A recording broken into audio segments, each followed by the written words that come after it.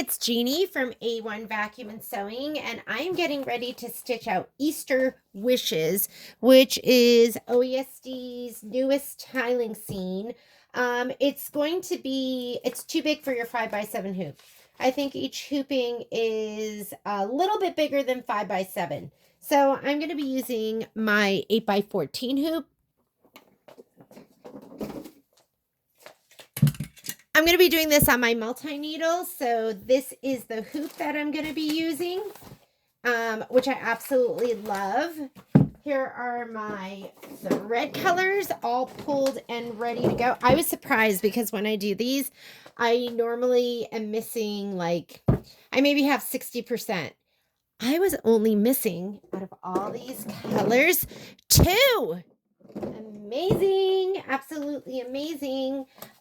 For my stabilizer, I usually use whatever they recommend. So for this one, they recommend heavyweight tearaway and a layer of ultra clean and tearaway. Fusible woven. So on the back of my fabric, I will be putting SF101, but you can use OESD's Fusible Woven if you want. It's kind of the same thing. Well, I mean, I don't know for sure, but this is a Fusible Woven, and I buy it by the bolt. And then I'm also going to be doing scan and cut. So on the back of my applique pieces, I'm going to be putting on SF101 and Heat and Bond Light. And I will post this, but I did it's kind of hard to see because my printer's not working so perfectly, but that is my scan and cut mat. So this is my layout with the different colors, and I will post this onto the website, how I'm going to do the scan and cut. Okay. So first thing I'm going to do though, because this does give me the sizes of the pieces based on my layout, and I'm going to show you how I'm going to lay that out. So first of all, let's get started. What I like to do is I am going to my pieces. I'm going to do 12-inch pieces, 12-inch strips of fabric. And because I'm going to be running it on my hoop left to right, here we go. I'm going to be doing 12-inch pieces of fabric. I was just thinking, 12-inch pieces of fabric. Hang on, let me grab this. I'll cut it 12-inch strips, and I'm going to run it left to right. Left to right. So, because I'm going to just hoop and rehoop. So let's imagine this is 12 inches. And I'm just going to rehoop, hoop, and rehoop. It's going to go this way. Hoop, hoop, hoop, hoop. All right, so let me cut my strips, and on the back, I love this fabric because it's got a little bit of purple in it, just really, really pretty. I'm also going to cut my SF101 into, strips, 10-inch strips. It's 20 inches, so I'm going to do 10-inch strips. So let's go to the cutting table. All right, here we go. So this is my, let me put my light up a little bit higher. It calls for 1.5 yards of background fabric. So if you got your kit from us, that's what's going to be in there. And I'm just going to cut from this side 12 inches. 12 inches. And I'm going to make sure I put it on the fold so I don't have a big elbow in my fabric. And let's go ahead and... So we'll do 7x5. You'll probably be able to do 2 in each hooping. I'm going to go ahead and stabilize. That should give me 1, 2, at least 4, right? And there's only 9 tiles here. So I'm going to do that one. I wonder if I could do it in, if I could do 4 and 5. I don't know. I'm only going to stabilize 2 pieces for right now. 2 pieces. I find they're generous on what they're asking you for. So here are my 2 pieces. Did I cut this one 12 inches? Yeah. And now I want my SF101. Now with your SF101, you need it's with the fabric is about 44 inches. So I'm just going to fold this over so I have 22 inches, and then I'm going to cut it.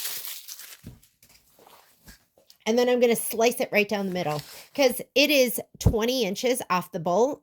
And so if you slice it down the middle, then you'll have a 10-inch piece by the 44 inches. And I'm going to iron that to the back of my, the background fabric. I'm going to cut off this icky edge. This is leftover from me prepping home sewn because I don't need this. I want it to be nice and flat. Did you see that? Here we go. That's called not leaning into your ruler. 22.5, just because my board only goes up to 36. I need a bigger cutting table. I wish my cutting table was like 72. You know what I mean? 72 would be a dream come true. What's that? That is 22.5. I don't need quite that much. I don't need quite that much.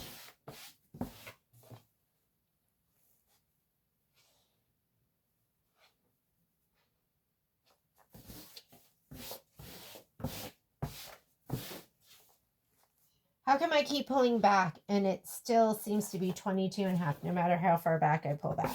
Is that just crazy? Even 21.5 is fine because you're not going to be stitching right at the very edge. It's like the never-ending SF101 piece, right? It just always seems like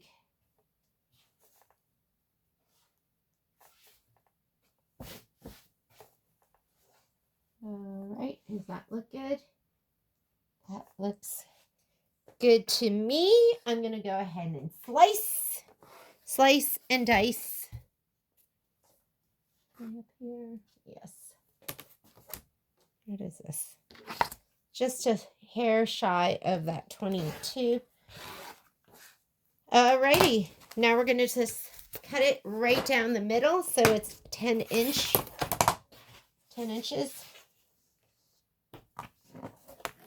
And it's never really 20 inches. Oh my God, it is this time.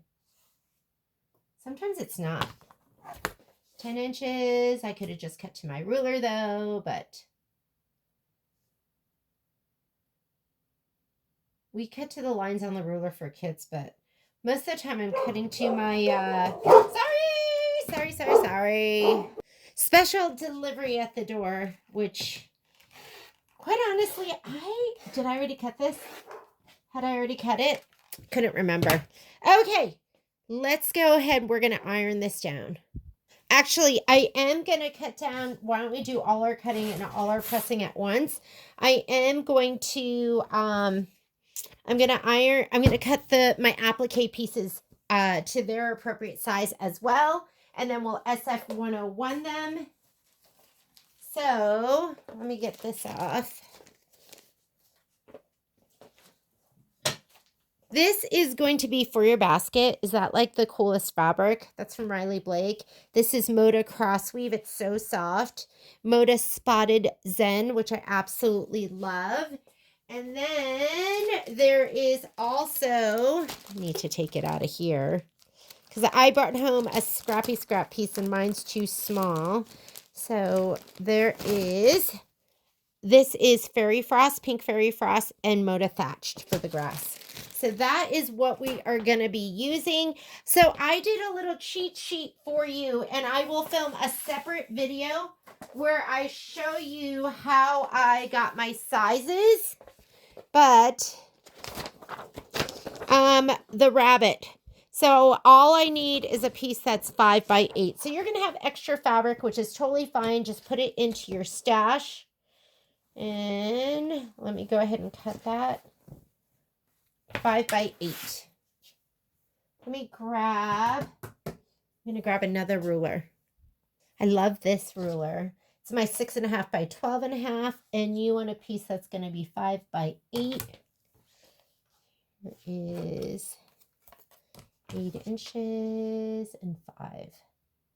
And we are going to put, or I am going to put SF101 on the back of this as well. So 5 by 8.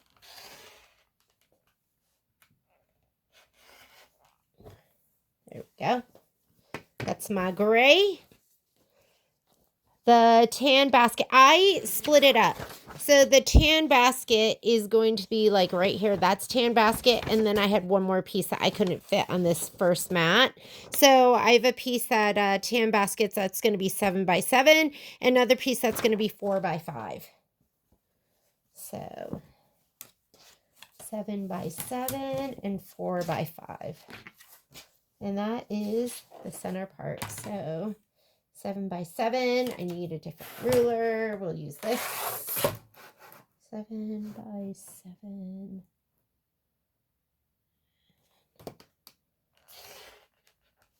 Sorry if my elbow's getting in the way. 7 by 7 and 4 by 5.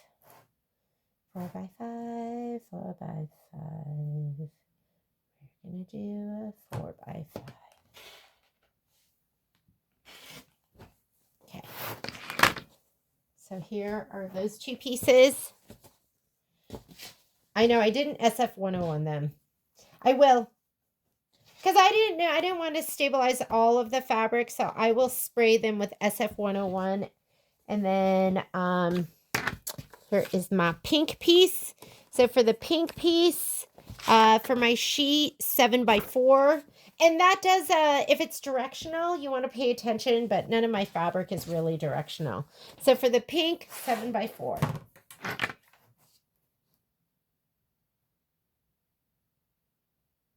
We just got a delivery, so the dogs were going crazy.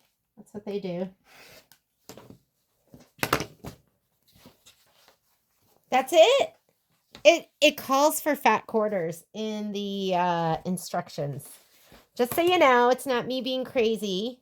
6 by 7. And again, I did the SVGs and laid it out on in Canvas Workspace. And so I was able to figure, almost cut that. And then this piece right here, the white is 6 by 7. 6 by 7. I always look at this and I go, is that right? Did I figure it out right? Am I just so efficient laying it down? And then finally the grass. The grass is going to be 12 by 6.5. That's my measurement. That's me kind of squeezing it together. You can see my layout right here. Okay. And then that's what I had for the fabrics. And I put where they are. Like this is, I think, the gray bunny, the white bunny, the basket, and that's the bow. That's the other part of the basket, and that's the green grass. So I, again, will post that. So this is going to be 12.5 by 6.5. Or I'm sorry, 12 by 6.5. Mat isn't bigger than that. So we're going to do 12 by 6.5. And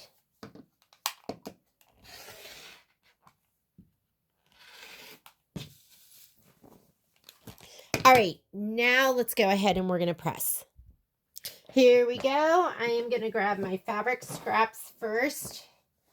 I normally, oh, this doesn't look like my fabric scrap. Or not my fabric scrap, my fabric strip. These look like 12 inches. I normally press and then I cut, but I didn't do that this time.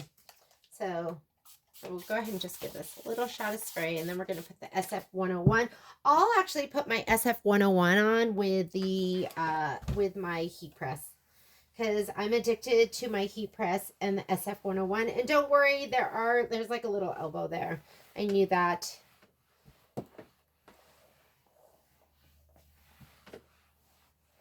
This is going to be so sweet. Sweet Easter. I just love tiling scenes. I do every single one of them. I'm addicted. I think I just like stitching them out.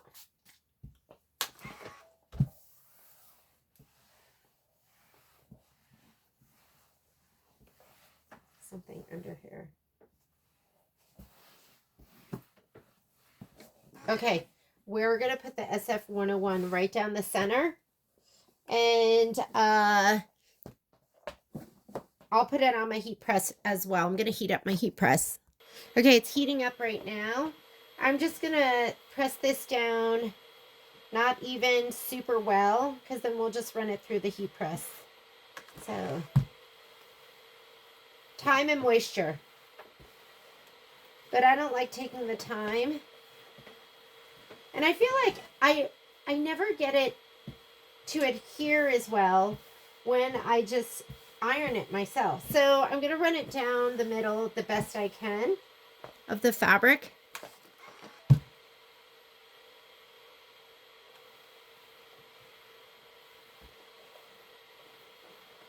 And it doesn't matter that it's not going all the way to the edge, because remember, the design itself is 7 inches and this is 10 inches, so you're going to have plenty. And this is how I do it.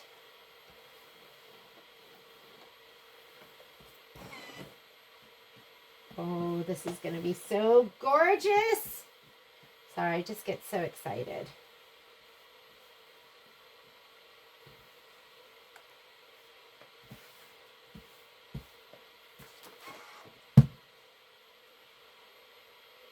This is just a little obligatory adhering of the SF101.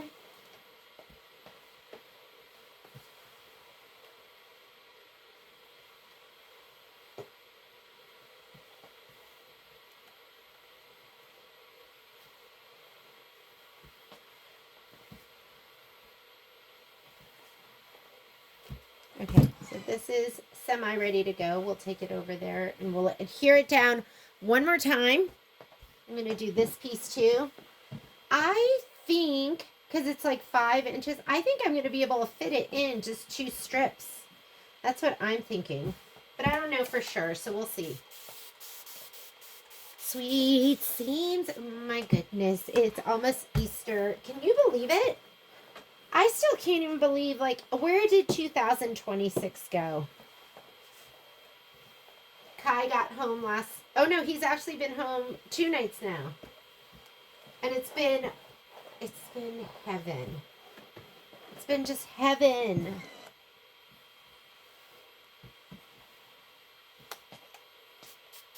Feel so lucky.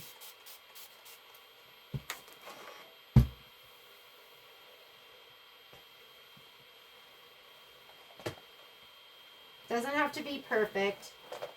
This is just our background fabric. We're not piecing this. Don't worry.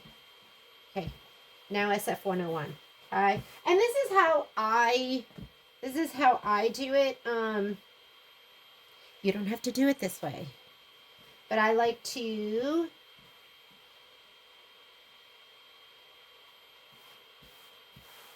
just take the SF101 and we're just going to adhere it down.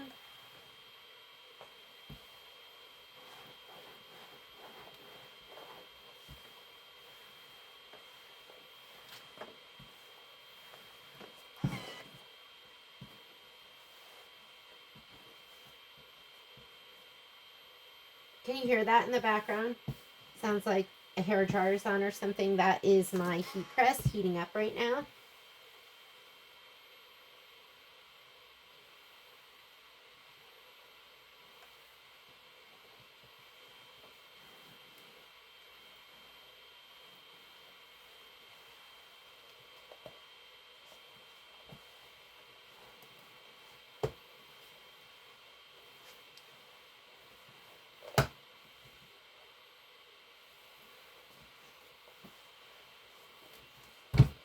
All right, let's talk about our, and this isn't, look at, that's why I'm going to take it over to my heat press.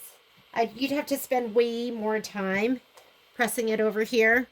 So I'm going to grab my bolt of SF101. Got you. There we go. And now we're going to do the applique pieces. So I'm going to do the applique pieces with SF101 as well as Heat and Bond Light. And it's at this point, it's almost becoming a routine for me. Please understand, you do not have to have a scan and cut. You do not have to cut your applique pieces on a cutter. I just started using my scan and cut. Maybe, has it been a year? Maybe it's been a year and a half. I've just started to use it. And this is my third scan and cut because I like to buy things and then be wasteful and not use them. So, but it's so exciting. What I love about the SF101, do you have to put SF101 on the back? I feel like it just makes it more stable with the cuts. It's probably harder on the blade, right? But I like it. I like using the SF101. So you're going to have just a little bit, like an 1/16 of an inch in between your pieces.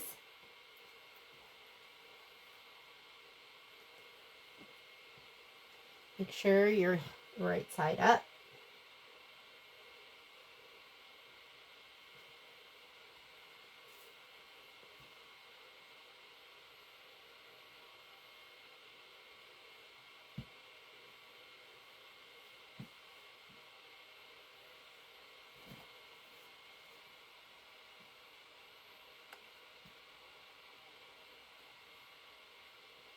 And that's it. These are all our pieces. Is that it?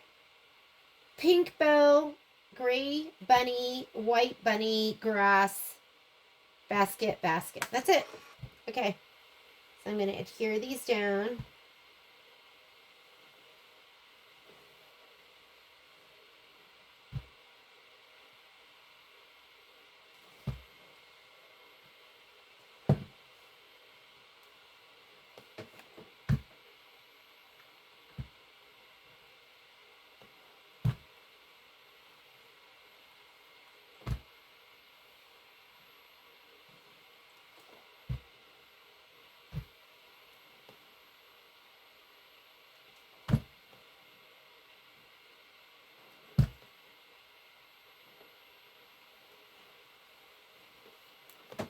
I don't want any of the SF101 to get onto my iron.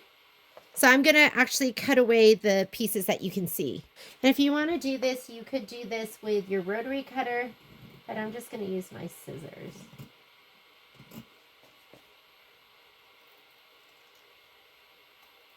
And I could also use butcher paper or a Teflon sheet with my heat press. And I'll cut these apart after they're totally adhered. So my heat press is over here in the corner. It's at the proper temperature. So I think I'm going to try and go back and forth and make sure, because I have my heat press set to push down on the handle, 320 degrees for 20 seconds. So I'll come over here, and while I'm pressing here, I'll come over here, and then you can see me finish cutting this stuff apart.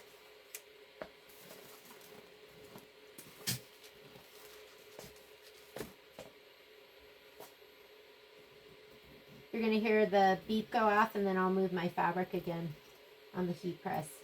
So I'm just going to try to do bang for my buck, and if you're busy, then you can just keep moving. For me, I don't like wasting time, right? This is how fast I can move it over again. I'm moving it.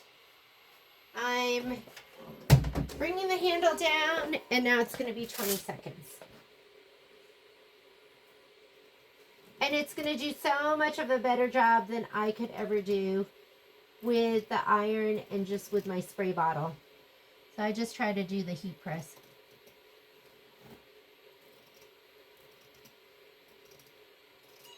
Now I'm going to take these over there and we'll heat press these. But I do have one more strip to do.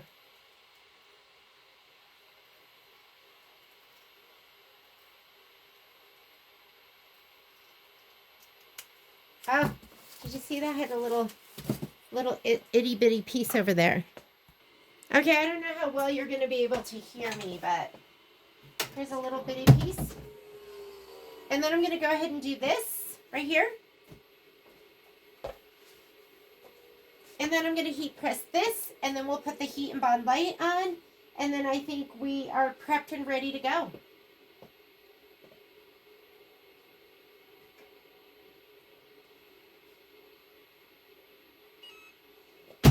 And this is so, it's so well adhered. And you want that, especially, I mean, you want it in all cases, especially when you're scanning and cutting, because you don't want those layers to kind of come apart. Right down the middle. Remember, I don't have SF101 all the way to the top and the bottom. Here we go.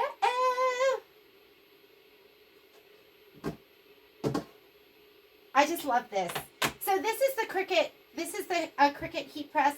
I think it is it 12 inches by 15 inches? I also have my original heat press, which is the HTV Ront, which I love. I think I'm going to bring it to the store. And I always tell people, I thought it was interesting because this was actually gifted to me, and I love it. Things I love about it, I love that the top just lifts all the way up. Things I love about the other one is the size. 15 inches by 15 inches. You go, oh, it's just a little bit. But size can make a difference. But they're just heat presses. My friend Penny said they're kind of, what did she say? Maybe that they're like rulers. You're going to use different heat presses for different things. So, and I believe in that. And then we're going to do this and then we'll cut it apart. Okay? I feel like I should be showing you stuff while we're standing here. So much stuff here, you can't even see it. I try to frame it so it looks less messy.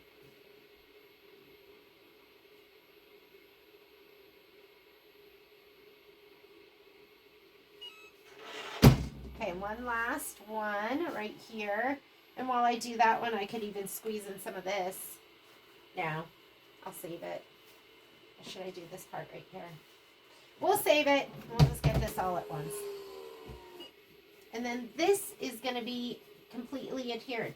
So that's the 10 inches down my 12-inch piece. And we're just going to be hooping left to right.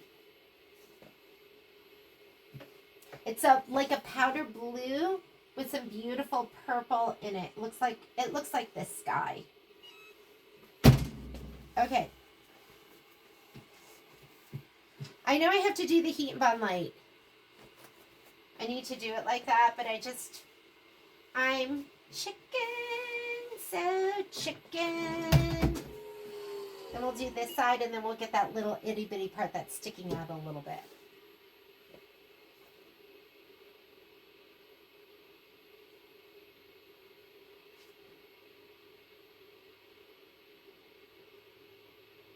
This puppy is heavy. Heat presses are heavy. You do not want to be moving them around all the time.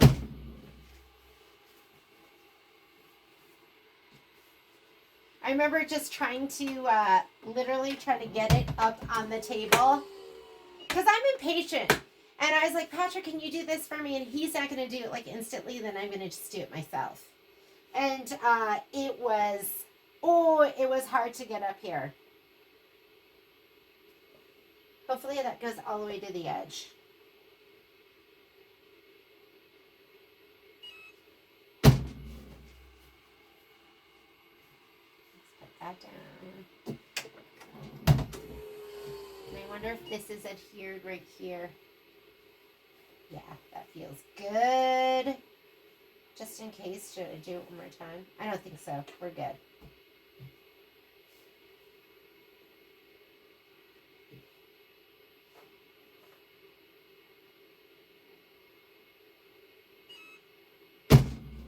Okay, that should be perfect. I'm going to put the heat and bond light on it. Oh, I do have a little ridge in there. Oh, and a big thread. I wonder if I can, let's try it one more time. There's a huge thread in there. I'm going to put the heat and bond light on now. We'll adhere it, and then we'll go ahead and cut it apart. And I usually just do that with my iron.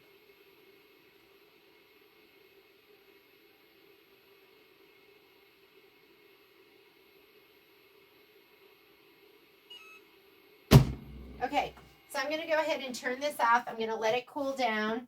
Here's that. Let's come on back over here. So this looks amazing. We're going to have to cut some stabilizer. We are done with our SF 101. I'm gonna look at, you go through a bolt so fast. I probably go through like 2 or 3 bolts a year.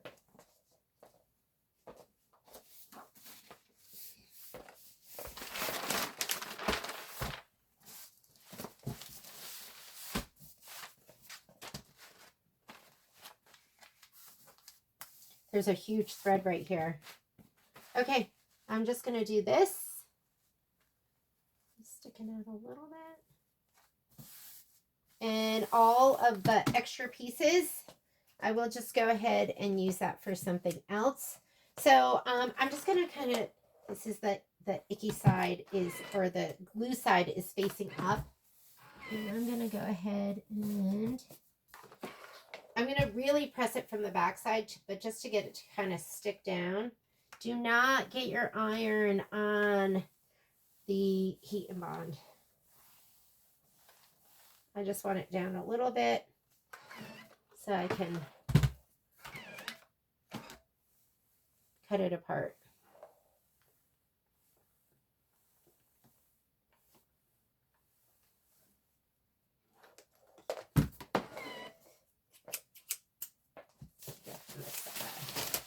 I'm going to iron it from the back side. That's just to kind of, I can't remember, I was doing, I think it was just the very last live feed. And I think it was Trish that said, put the heat and bond light on now too. And that's so much easier as well. Just putting on the heat and bond light right now and not cutting it apart and having to rearrange it again makes so much sense.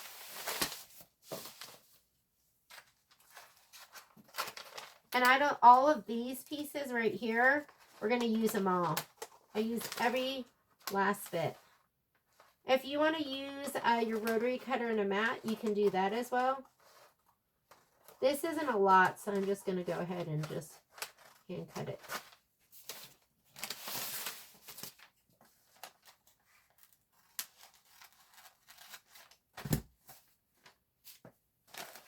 I'm just going to rip it. Rip it. I have 35 yards. That's a lot. I know I've used a bunch of it, but it still looks like the never-ending bolt of heat and bond light. Because I know some people use, they use Hot Fix, and I want to give that a go too. And who knows, maybe I won't like it. Maybe I'll just be like, I just love heat and bond light. You know, you get comfortable with something too. You know what to expect. Don't throw this away. You can kind of piece it together.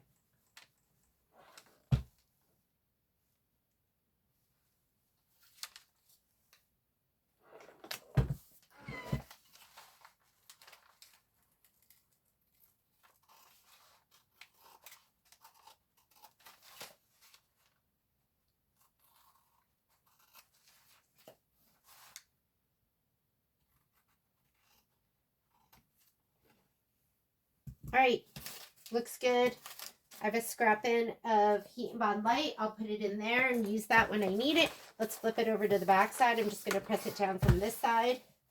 And I am going to put this down with the heat and bond light side down onto my heat and bond side light down onto, I think let me get my low tack mat out again. I have been using my standard mat, which is really pretty sticky. Well, it's not that sticky. I'm using one that is kind of used up, but it is stickier than the low tack. So I just feel like the heat and bond light adheres really fast to an iron. Don't touch it. It's going to be hot.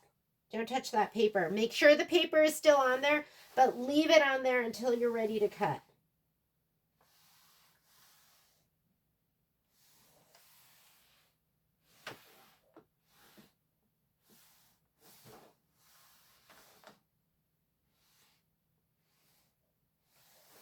Okay, let's cut these apart.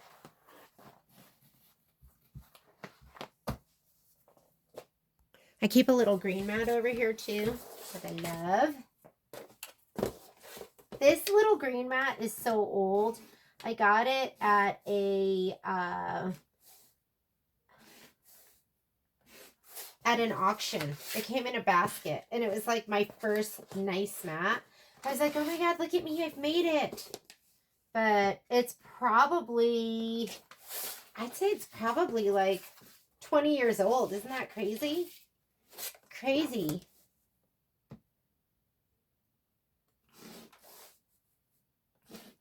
I'm like, oh, yeah, I haven't warped it or ruined it like I have my other ones. Keep the paper backing on until you're ready to cut. And then, of course, you're going to take it off, and then you're going to put it down. But you want to keep it on just to make sure, like, icky stuff doesn't get on your... And when you pull it back, you're going to pull it back, and it should be so glossy and smooth.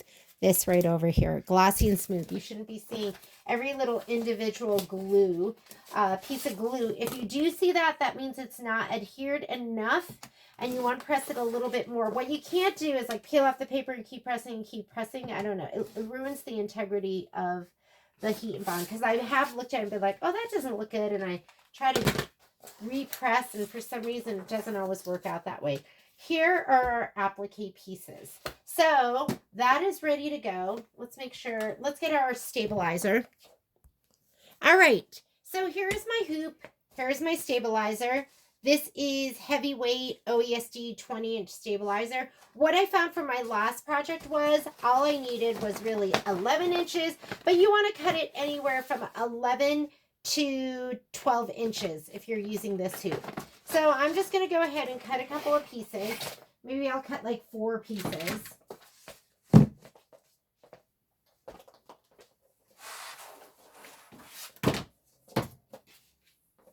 And I think the other thing that is really important to kind of get is I feel like I learned a lot from Christmas Flight. That was the last tiling scene that I did. Why don't I cut these 11 and a half? We'll just do that. It called for 2 layers of heavyweight tearaway, and I kept upping the number of stitches. There were some things on there that were, it just didn't seem like it was that heavy of a stitch count. And I kept thinking, do I really need that much? Hang on, I'm just going to measure this really quickly. 11 inches, we'll go 11 and a half. Sorry, shoulder view.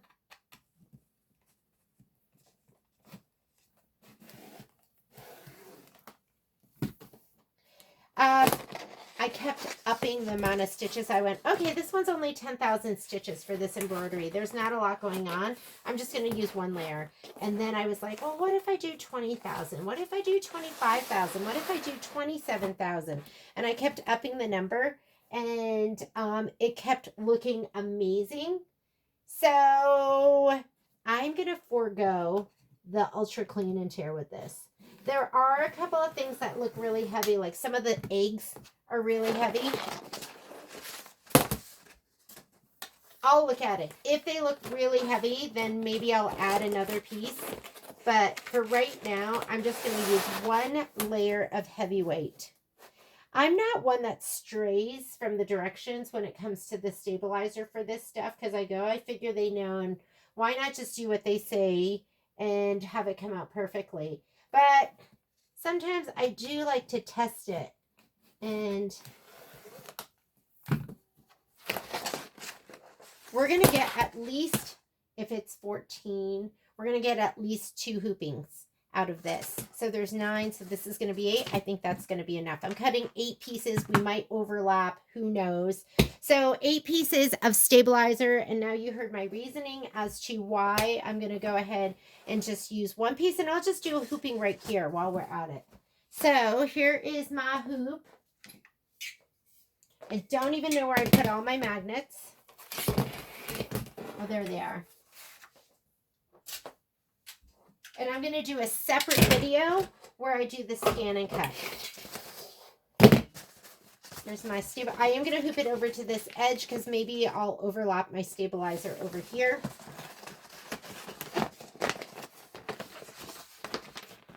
I'm going to get it right to the edge. I have about 1/2 inch all the way around.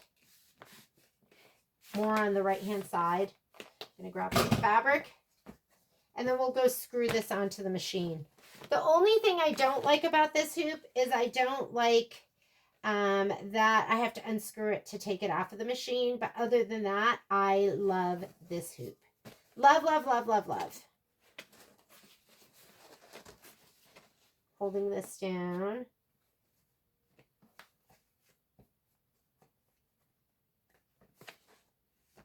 And here we go. 2 itty bitties on the left.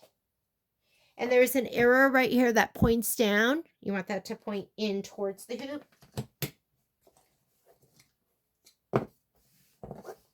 I feel like I get a nice snug hooping with this.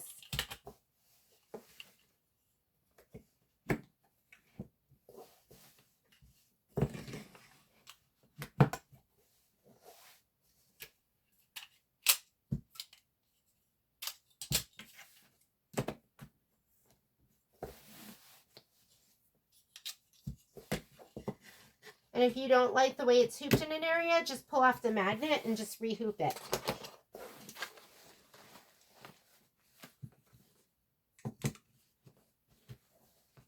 Just push it down with the heel of your hand.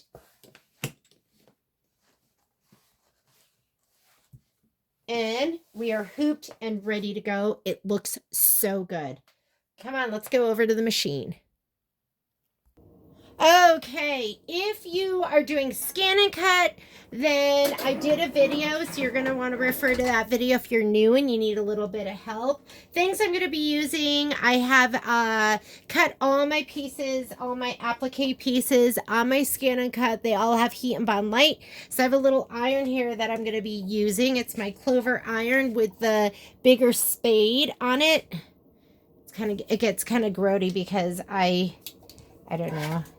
I don't know why, it just does. I'm going to go ahead and turn this on. I find that the high heat setting is way too high, so I usually do medium. All right, and the mat is hard to get off. So I have my tubular arm. This is a must-have. I used to always just leave on my extension table, but I prefer this, and you need this if you're going to be using the 8x14 hoop. So I just turned on my machine. I'm going to go ahead and oil it. It's been a while. So on here you have a little button, and there's an oil button. So you're going to go ahead and touch that. It is going to put your hook in the perfect spot. You are going to go ahead and put on 1 drop of oil. Right here is where I put it. 1 drop of oil. I would recommend getting this oiler. This is Zoom oil. It's just clear sewing oil, but what I really love is this flexible nozzle. Makes getting into tight spaces easy. Always leave the red cap on when you're done using it, or it will bubble over. Okay, I'm just using a Magna-Glide pre-wound bobbin in white. I almost always just use that. The only time I don't use it is when I'm doing freestanding lace. So I'm going to go ahead and pop that in. That is ready to go. I'm going to go ahead and put on my tubular arm. That's going to stay on there. We have already hooped up our fabric. So the fabric is already hooped. I look really grody right now because Patrick and I just got out of the sauna. Trying to live longer. You know how it is. I tell people, put the leftmost nub in. It's going to go like right here. Right here. And then everything else will fall into place. So I'm going to go ahead and slide this under. Leftmost nub.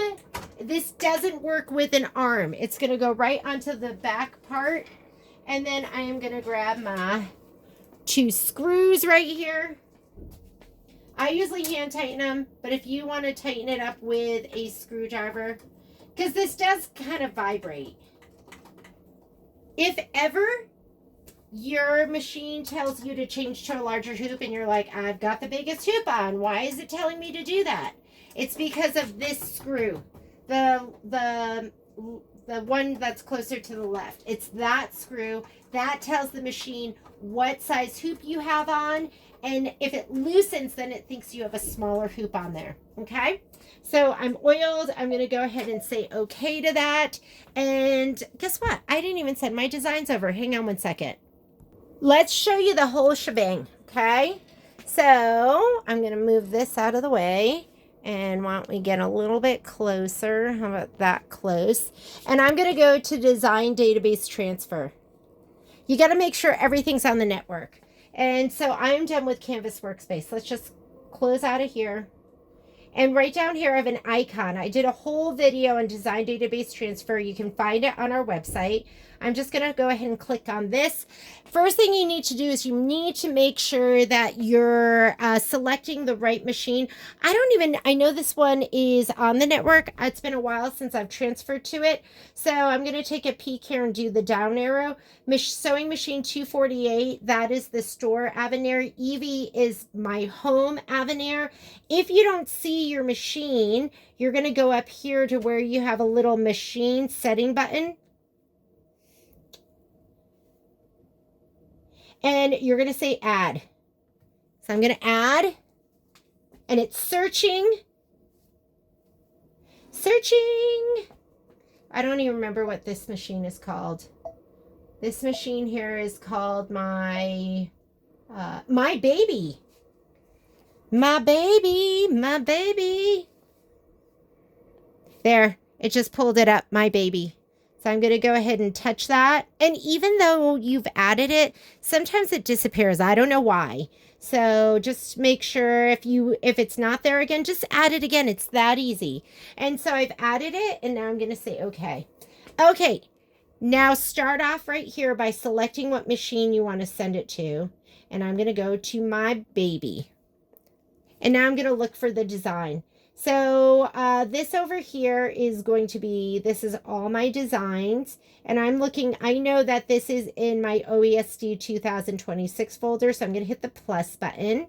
And it's in February, so I'm going to hit the plus button. And it's in Sweet Easter Wishes, so I'm going to hit the plus button. And I pulled it outside of the zip folder. So I'm actually going to touch right here, Sweet Easter Wishes. If you have a zipped folder, you can't open it here and you can't pull the design. So I saved everything outside of the zipped folder, in the same folder, but outside of that zipped folder. So I'm going to highlight everything. I'm going to touch that. And if I go to select another one, it's going to deselect. See that one deselected? So what you have to do is hold down your control key on your keyboard and then you can do this. This is called cherry picking. So I can pick all of them. I need to go ahead and use this, and I need that last one. There's 9 of them. Hit the down arrow. There they all are. It's saying it's going to go to my baby, and just hit your sewing machine. And that's it. That is it. Well, you got to wait. Please wait for a while. Sending it. I might not have great reception in my laundry room. Yes, my fancy sewing room is my ooh, look who's over there. Do you see hang on. Look who is, I don't know if you can see it. Look who's up there. Oh, there they are staring at me. Okay. Finish output. Say okay. We are done. Done with that. Let's go ahead and now we're going to come back over to the machine. And let's do the rest. How's your view? Okay. I'm going to say okay to get out of here. To retrieve that, you're going to go right here where you see the Wi-Fi. So touch that button. And let's just go ahead and stitch in order. This is the first one. I know it's looks like the last one, but this is the first one. So I'm going to go ahead and touch that. We're going to touch set. It's showing me this whole area because that's my whole area that I have available right now. We're going to take this and just move it all the way over, and we can just stitch one at a time. I'm trying to think if I should put the next one in too. Let's add the next one. No, we'll just put one at a time so it won't be confusing for when we're loading everything up. All right. I am going to go ahead and show you how to program everything. We're going to pre-program everything. So let me move my computer. I'll move this out of the way so the lighting's a little better. I usually print, when I print my stuff, the only thing I print is the front page, the list of thread colors, the list of materials, and I will print the this page where it shows you how it goes together, and maybe like one page that tells me what stabilizer I'm using. And then I just print the instructions for these. Now, stick to what is here. Don't go by the number in your machine. It doesn't always match. I don't know why, but stick to this. So now I'm going to go ahead and grab all of these thread colors, and I love my tray. So this is also an OESD product. It actually was a dime product, but now that OESD is dime is OESD. Now it's now I get them from OESD. It's if you want to get them, they're just called thread tray organizers, and it comes in a 2-pack. So I'm gonna grab my colors. I have them over here. You can't see them, but I need color 10. Do I not have it? Hang on a second. I didn't grab that. Here it is. And I like to have the number written on the top, and that way when it's far away, I can see it. So I always write them right on the very top. With the glide, it tells you the color here, so it's kind of nice. But anyways, 10, 643. I have this. So here's my thread colors. So I need 643.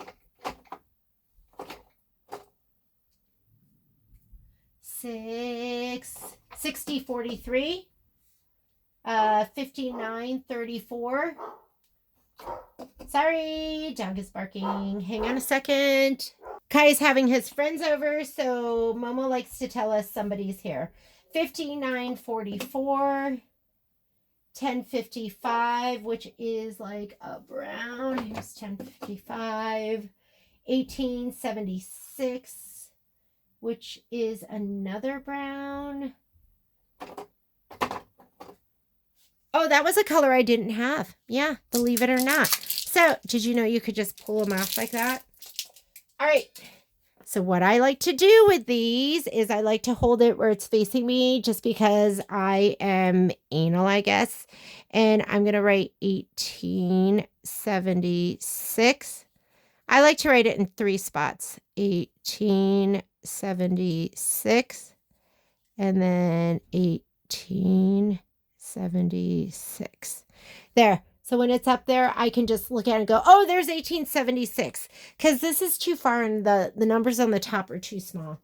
1876, 2550, which is a pink. And I was sent these wonderful stickers too that go on the top, which is really, really nice. You guys gift me stuff, and I really appreciate it. I like to show it off because I use all of it. Okay, 651 is kind of like a lighter color. What is that? 651 is this. 651 and 20. Okay, let's talk about this last color here. I do not use the black because it's going to be the top stitch. And when you go to sew it all together, if you don't encase that last stitch, the black, it's going to show through. So I usually pick a color that matches my fabric. So, is this a good match? No. Hang on 1 second. I'm going to grab a color that's going to match the fabric. So for me, this is going to be my color, 3650. It's not in the list, but I'm going to be using this instead of 20 because it is like a perfect color match. Okay. So there are just 9 colors here. The other thing you have to have is you have to have a red bobbin.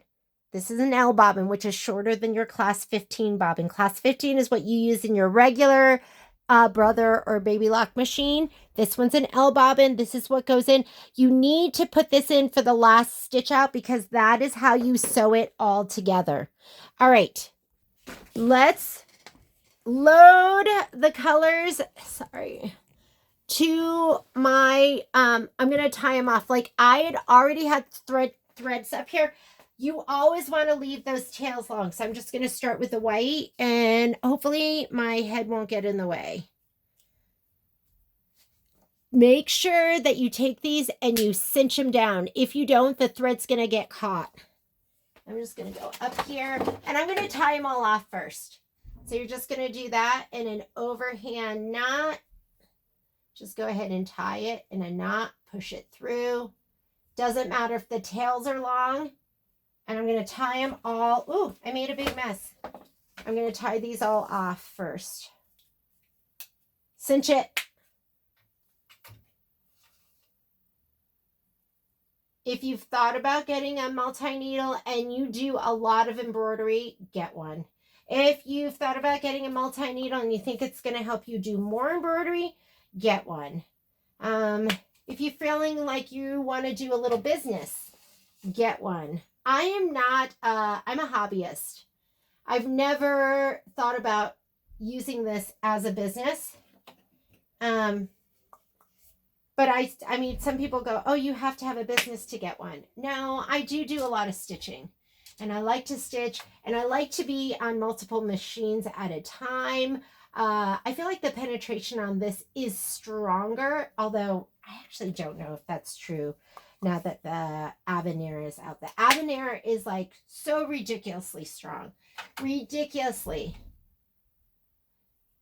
Now, the inside ones are the hardest to get to, so sometimes I'll just leave them on the 5 and 6 needle. Those are like the hardest to get to because it's like, you know, on the inside. Okay, I'm going to go to the other side.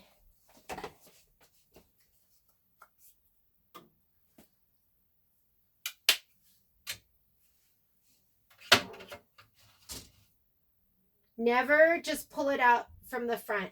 Always leave those threads hanging down.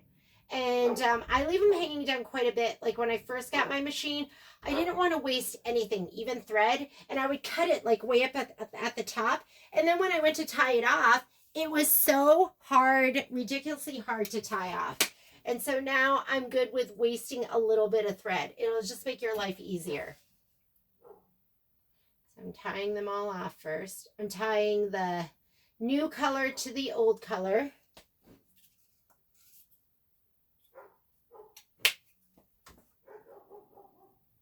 Okay, let me shut that door too. I had to shut the doors because Momo's barking. All right, I am going to tie these off, pull them through, and then I'm going to go with Patrick. Kai's having a little pizza party, so I'm going to go with Patrick to go pick up the pizzas. Do you like that? How I shut all the doors and then Patrick just opens them all up again? Patrick! What? I shut those doors. Oh my goodness, the dogs are going crazy. Everyone must be here. You do have to make sure nothing gets tangled up.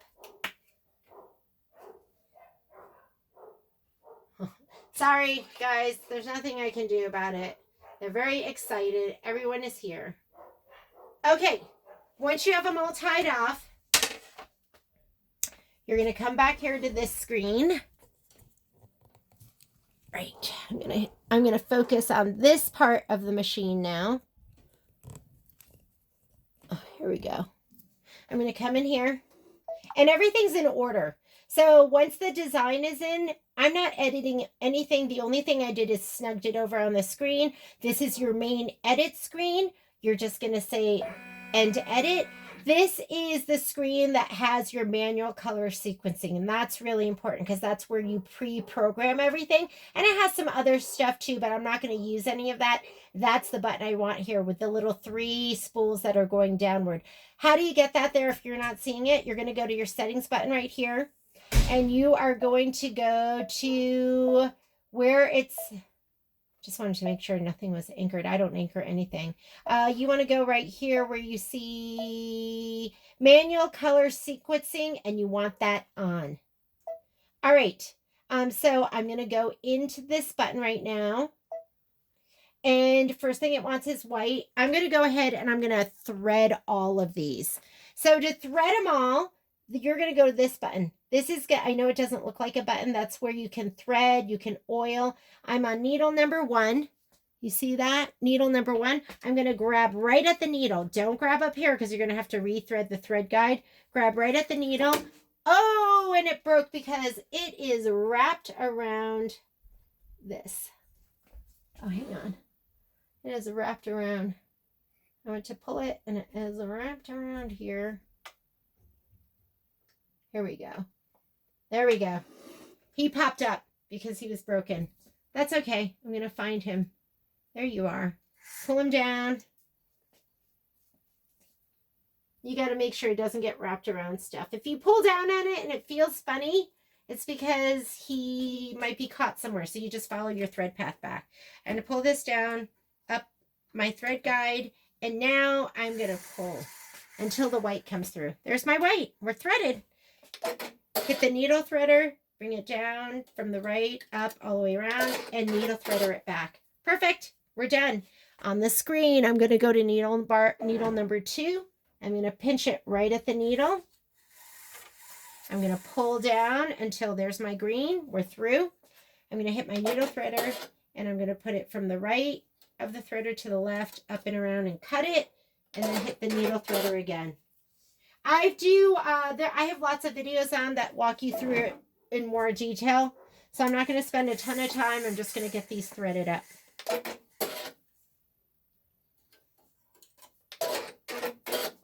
Gotta get my trash can. 4. I should have done it. I could have done it without this here. You do have to learn to be a little bit of a contortionist depending on what hoop you have on.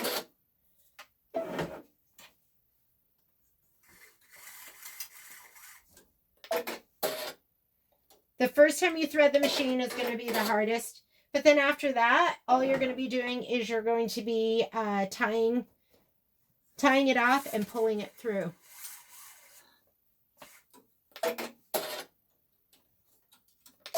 There is a tool you can use. I oftentimes can't find it, although I can see it right where it should be right now.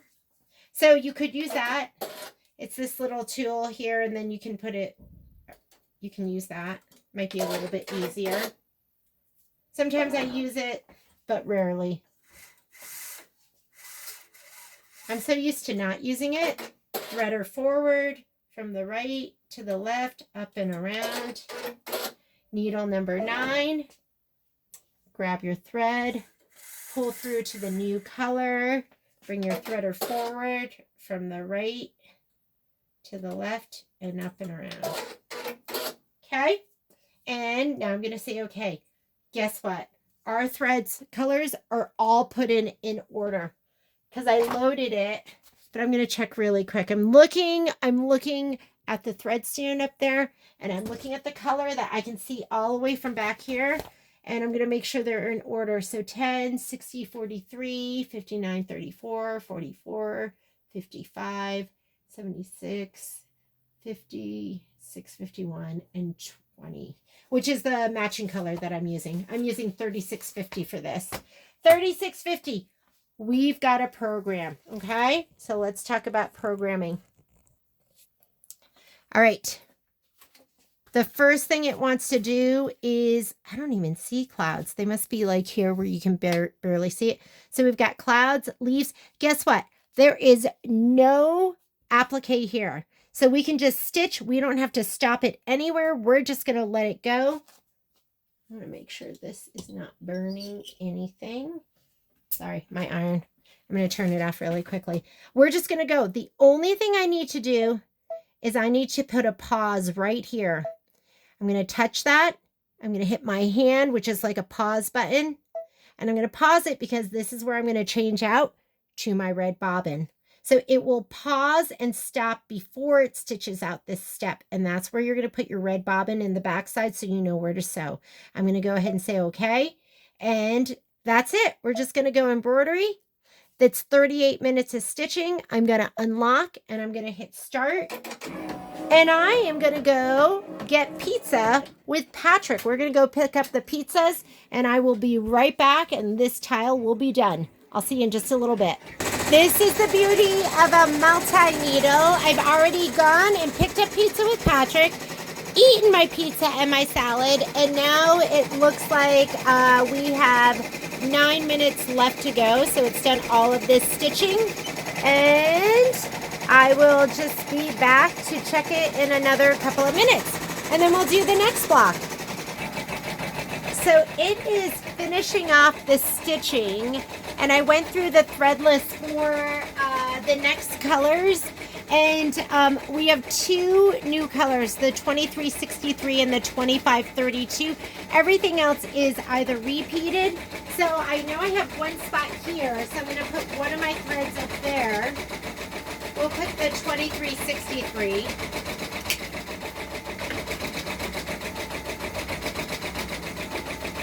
Tie it off. And then it's not going to be using all the greens. It's only using one of the greens, 5944.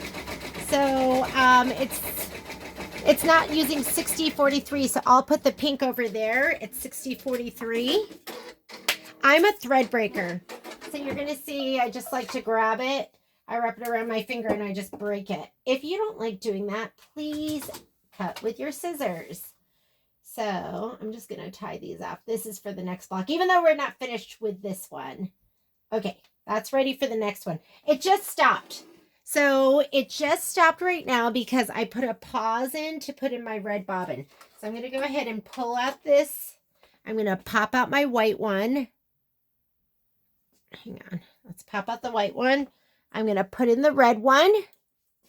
And you don't need a ton of thread. It's just doing that last outline stitch. Hang on, let's make sure you're putting it in right. Thread has to go over here on the right-hand side. It's going to be Q for queen. Put it in here, pull it up. I'm going to pop that in. Outline stitch has to be in red.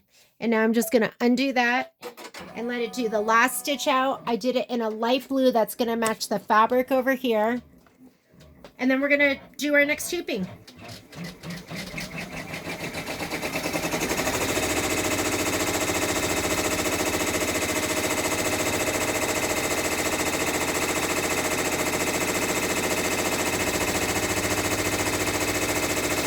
And like I said, on the top, you want a color that matches. On the bottom, you want your red. And it looks so good.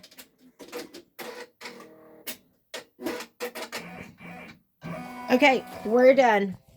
Now what we're going to do is we're going to put in our next design. And before I forget, let's also change our bobbin out and put the white one back in.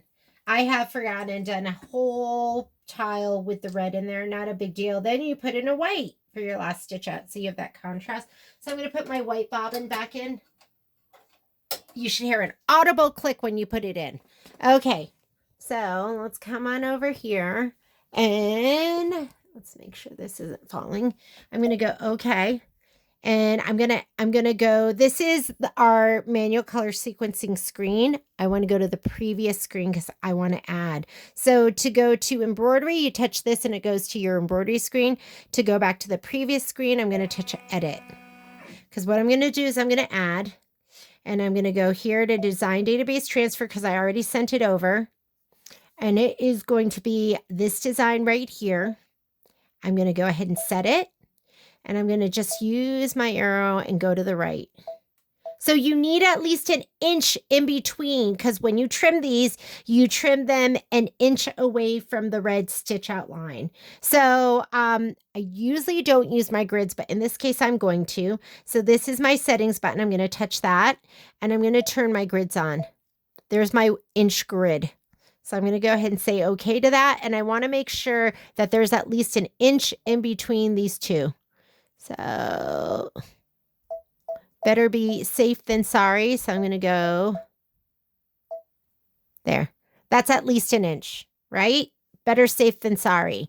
So now I'm going to go ahead and now that I've added this one and that one was there, I can go ahead and touch this one and I'm going to delete it. I just left it there for spacing, so I know the spacing would be right. Okay. We're going to go ahead. We're not changing anything about this. This is our main edit screen where we would be sizing and mirror imaging and doing all that stuff. We're not doing any of that. So I'm just going to hit end edit. I'm going to go right here to manual color sequencing because we want to program. All right, first thing that it's going to do is it is doing a placement line for your pink fabric. We've cut our bow. Our bow is cut. I cut it on my scan and cut. So we're going to do that one. And then we need to be able to put our fabric down. So I'm going to go right here. And this is your tack down. We're not doing the tack down because we already cut it to size. We will press it down, but we're not going to tack it down. So I'm going to take this one and I'm going to make it a no-sew because I do not need that tack down. But right here, where it's going to stitch the clouds, I'm going to go ahead and I'm going to put a pause. And the reason I'm putting a pause is it's going to do the placement stitch for my pink bow. I want a chance to be able to put my pink bow down, and then I want to fuse it. I'm going to heat up my iron. I want to fuse it. So you need to put a pause right here. I'm going to no-sew that because I'm not doing the tack down, but I'm putting a pause here so I can do the place and then fuse it down. And then it'll stop here, and then we can do our white. So white is already on the machine. This is where it comes in handy. Okay, there we go. I want to make sure this filming arm doesn't move. So white is on needle number 1. So I'm going to take this and send it to needle number 1. The first one's a tack down. A placement stitch. And that one's in pink. We'll just leave that in white too. The next one right here, that's the only thing. There's no other placement line. So we're going to go ahead and program everything and then put a pause right here at the very last one.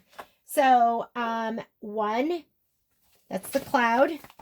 We're sending that to needle number 1, 1055. This one's 1055. I have that on needle 5. So you're going to touch this and send it to needle number 5. I can see them right there. The next one is 1876. 1876 is on needle number 6. The stem, that's going to be 5944. I have that on needle number 4. The handle, 651, I have that on needle number 8. That one, bow shading and lettering, 2550. I have that on number 7. 2363, I put that on needle number 10. Bow shading, color 10. Can you see this? I have that on needle number 1. And then cover stitch and bow shading, 2532. I put that on needle number 2. This is the very last one. I'm going to take that and we're going to pause because I got to put my red bobbin in there before it stitches. And then this is, I'm using color 3650, which is on needle number 9. And that's it. Last thing I have to do, so these are all programmed, is I have to thread. Because I tied off, but I didn't thread them. So I need to thread needle number 2 and needle number 10. This is the button that you go to when you go to thread things. So I'm going to go in here. And since I'm close to 10, let's just go ahead and touch 10. And I'm just going to pull right here until the pink comes through. There it is. I usually give myself about 10 inches. And then we're going to go ahead and put the needle threader forward. I need to put a trash can over here. That one is threaded. Now I'm going to go to needle number 2. I'm going to grab it right here at the needle till the pink comes through. There it is. Needle threader forward. Why don't I use the tool? Well, right now I don't even know where it is, but I know where these are. All right, so I'm going to say, okay, we're threaded and ready to go. I have a white bobbin in. I'm just going through the mental checklist. Everything is programmed and ready. I'm ready to go. This is your manual color sequencing screen. We want to be on the embroidery screen. Just touch the word embroidery. This is the screen from which you stitch out. I'm going to go ahead and unlock and start stitching. And then we're going to do our bow. We're going to put this down. The first thing it's going to do is doing the placement stitch for the bow. I don't know why that didn't catch. Did it not catch? He looks like he caught. Hang on. That's okay. I'm going to take out my bobbin first and make sure he's in the right spot. and he looks good. He feels good. I'm going to reset that. I'm going to go to the very beginning of that stitch again. So we'll come over here, and I'm just going to touch it. It'll go right to the beginning of that stitch. And I'm going to pull down on this and make sure everything feels good. Yeah, that feels good. Not sure why that did that.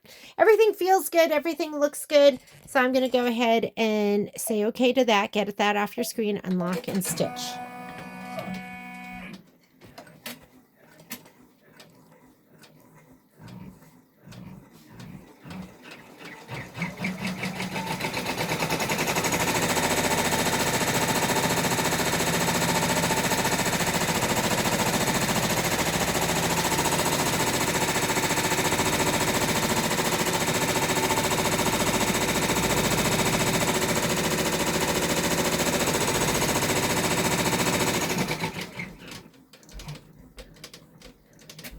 Oh, it looks so good. Looks so good. Okay, I'm going to get rid of this thread here. I don't know where my snips are, so I'm just using my seam ripper. We're going to put the pink down. Listen, it is a pain in the butt. I've got to say it, because I'd have to unscrew both of those screws to get this hoop off. So what I'm going to do instead is I'm going to put this wool mat underneath. And you don't want to use something really thick, because you don't want it to push it up that far. And I'm putting it under here. Then I'm going to take down my bow, because you don't want to press. I have an iron that I'm going to use, and I don't want to use it without the wool mat under there.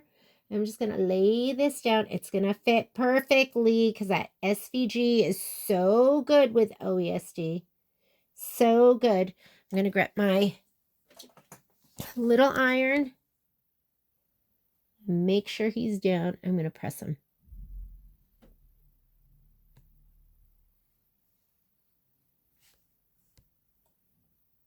And don't touch any of the plastic with this. If you feel like you can't do this,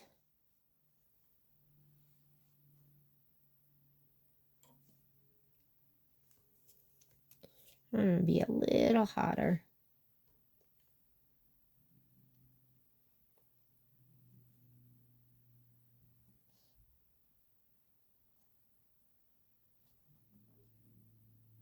And then you have to say to yourself, remove the wool mat.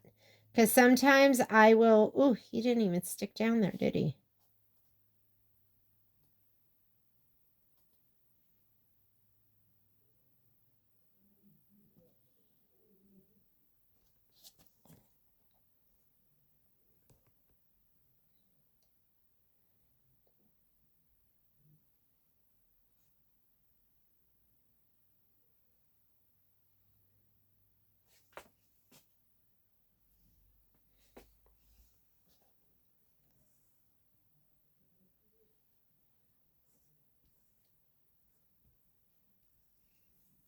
I just plugged it in, and I find it does take a little while for this little puppy to heat up.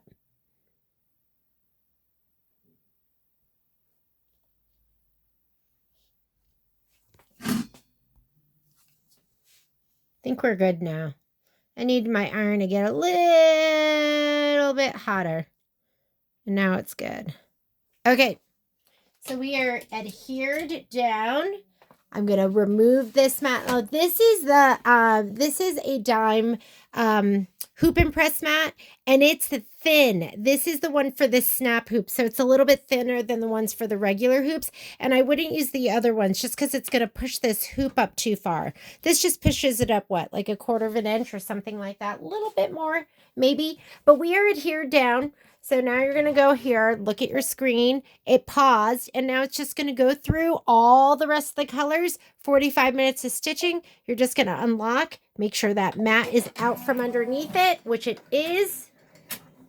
And I might check in a little bit here or there, but I have a lot of other stuff to do. So I'm going to go ahead and do that right now and let it do all the rest of the stitching. I will be back here in 44 minutes. Is this so cute? It's just absolutely adorable. So anyways, the The machine just stopped for me. I'm going to go ahead and put in my red bobbin. And the spacing here looks good. I'll have a 1/2 inch and a 1/2 inch. It's probably more room than I need, but I have rather have more than not enough. Remember, it is a 1/2 inch. The tiling seams are always 1/2 inch and not a 1/4 inch.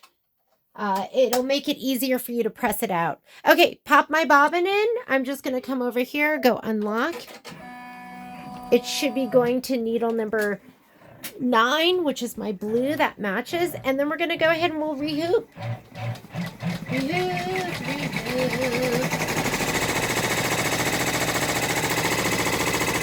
Let me get a piece of stabilizer, make myself a little room.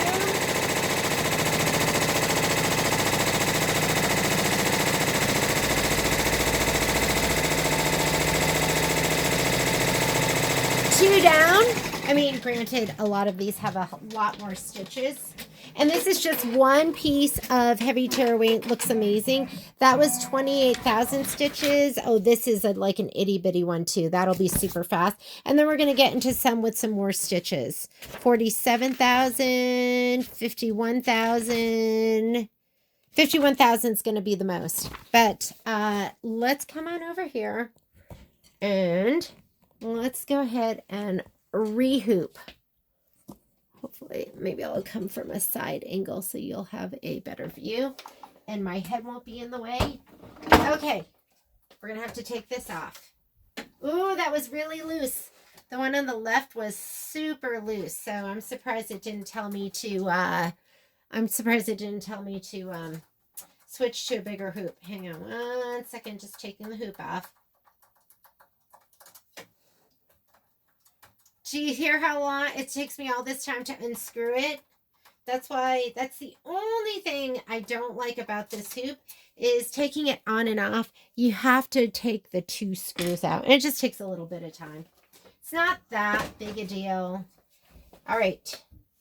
So I'm going to go ahead. I do have a magnet lifter, which I don't even see. But when it's on fabric, it's really not that hard to take off. It's pretty easy. But if it's the bigger ones are a little bit harder. There is a magnet lifter. I don't know where mine is. That you kind of put under here and lever it up. Lever it. Whatever you want to say. The little ones are pretty easy to take off. Okay. Now we're going to scoot it over. So I do have some stabilizer here. And what I'm going to do is I'm just going to go ahead and overlap it. There'll be a little bit in the... I probably should just do this, right? I'm going to make sure this is all the way up here.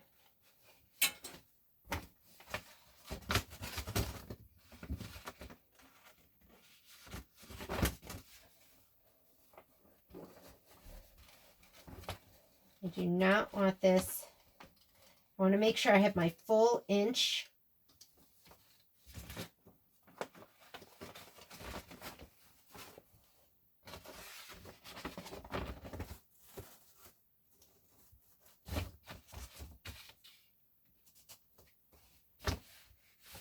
There we go. I'm going to lay this down.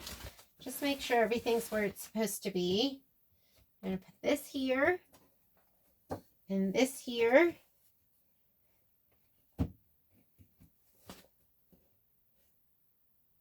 That should be enough.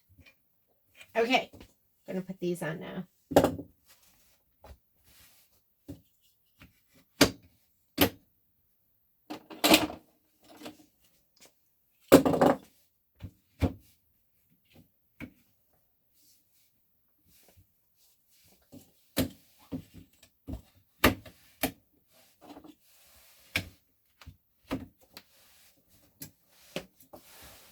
Last 2.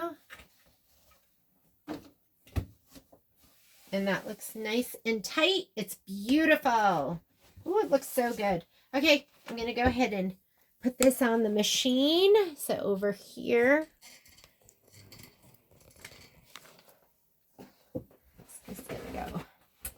under this. I'll go ahead, left nub in, right nub in, 2 screws. This one, this is the important one. This one tells it what size hoop, and it was loose. So I'm going to take a screwdriver and I'm going to tighten it down. Because like I said, that one's the most important one. The one thing I don't want is sometimes I do set it up and I go to bed. So I don't want it to stop and tell me it wants a bigger hoop and I'm sleeping and thinking that when I get up in the morning, it's going to be all stitched out. And then I come down and it has that message because it just wasn't tightened. So I normally hand tighten, but every once in a while I'll go ahead and tighten with a screwdriver too. All right, we're ready for the next one. So here we go. Let's go ahead and come on over to the machine. I'm going to load the next design. We're going to go, okay, to finish, I'm going to go to my pocket or home. Let's go right here for design database transfer. And I'm going to go ahead and load this design right here. I'm going to get rid of some of these. So if you have too many, you can go to this button right here. You got to touch it and highlight it. And then I can go ahead and start throwing some stuff away. These are the little quilt earrings that are so cute. They'd be a great thing to like sell at a craft fair or make for your girlfriends. I'm going to delete those. And we have done, so I don't get confused, why don't I get rid of these two? I don't like to keep a lot on here. I don't want to bog down my machine. Once you've deleted, you have to deselect this or it's not going to allow you to select a design to stitch. It has to be white.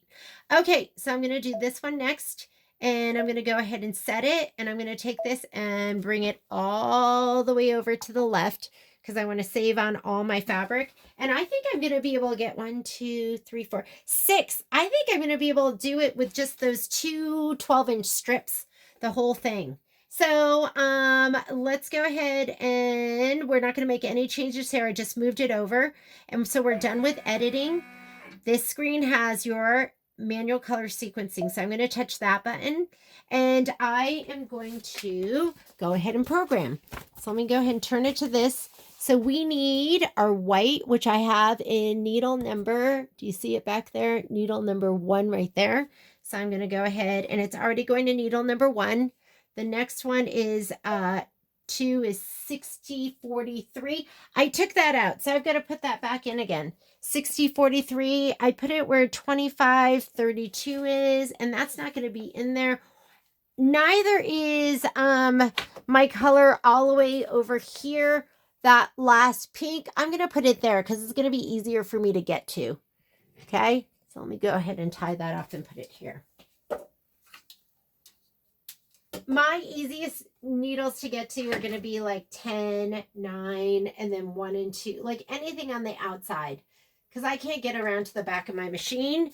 So now I have 6043 all the way over there. So let's go ahead and program again.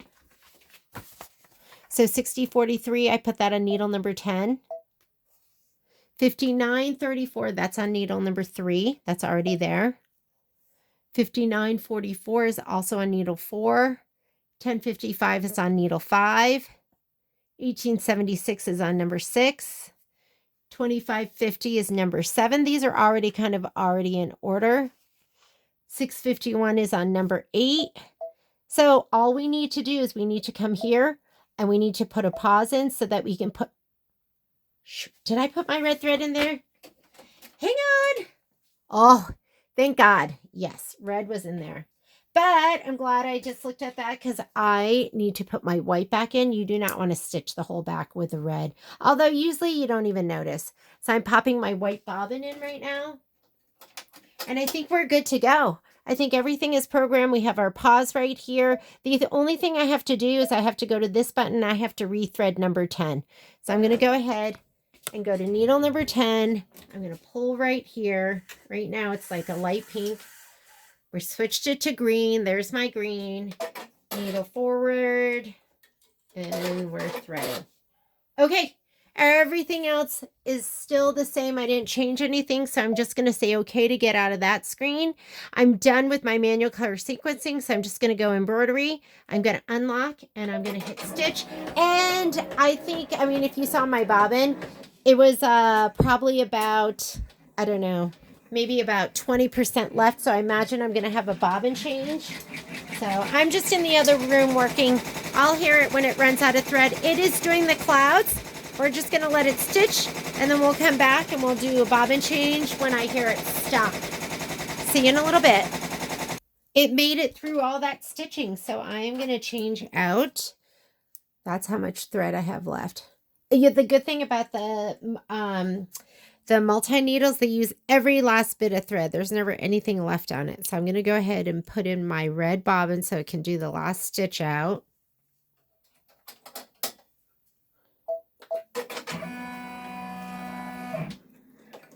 And then we will hoop, well, we're hooped up already. We'll just go ahead and load in the next design. This is what we have so far. Looks so cute.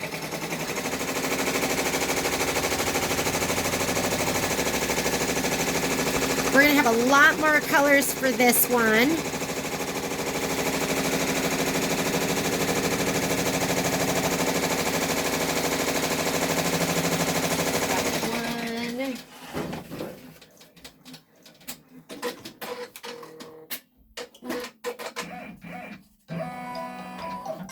All right, let's go ahead and load our next design. So we're going to go ahead and say, okay.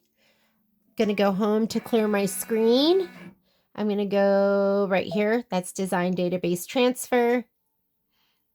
We just stitched this. We're going to do this one right here with the bunny. Go ahead and set it. We're, oh, you know what? I actually needed to put that last design in there. So I'm going to put it back because I want to do the spacing. So even though we're not going to stitch it, I'm going to put it back in there. Set. Let's move them all the way over. That way I can look at this one, and we're going to have about an inch. There we go. We need about an inch in between both of them, and that's going to be more than an inch. So I am good now. Now I can get rid of this one. Okay, no other changes. We're going to go ahead and edit, and now we want to do color manual sequencing. Now, I didn't pull all my colors yet. Not on my game, I guess. So let's go ahead and pull the colors. So what do we need here? I need 651s up there. I need 3130 purple. I don't know if that's going to be up there. There's a lot of colors. So 4220. 5934, that's already on there. 5944, 182. 182 right here. 182, 873. 152. That's going to be bunny colors. 10 is up there. 2550. 2550 is actually already up there. And 1030. 1030. And 2532.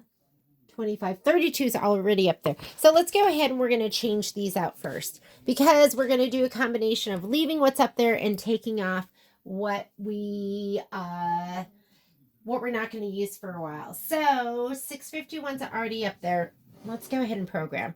So number one is going to be, do you see that? Number one is going to be the placement line for the gray fabric. That means this one I'm going to no sew. You're going to do it if you have to do the tack down, if you don't already have your piece cut to size. So I'm going to take that and I'm going to no sew it. But this one, I'm going to put a pause. That way I can put my fabric down and fuse it down. And then we're going to do this one, which is also going to be color number one, which is my white. And so that's going to go to needle number one. The next one is four right here. That's going to be 651. I have that on needle number 8. Now this one I don't have in there yet. 3130. I'm looking up there to see if I'm going to be using some of these colors like 6043. 6043 isn't even in there. That's what I have on needle number 10. So I'm going to take this and I'm going to put it on needle number 10. Let's take it. Do you want the full view? Here we go. So I'm going to put this on needle number 10.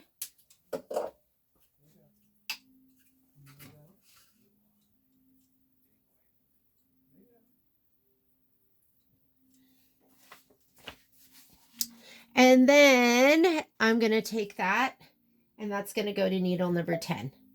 Next one, that's going to be 4220, which is the turquoise, and 3650. 3650 all the way over here is my outline color, and that doesn't have to go on there until last. That's the very last stitch out. So I'm going to go ahead and put this at needle number 9. Needle number 9. Needle number 9. Needle number 9. Needle 9. I know.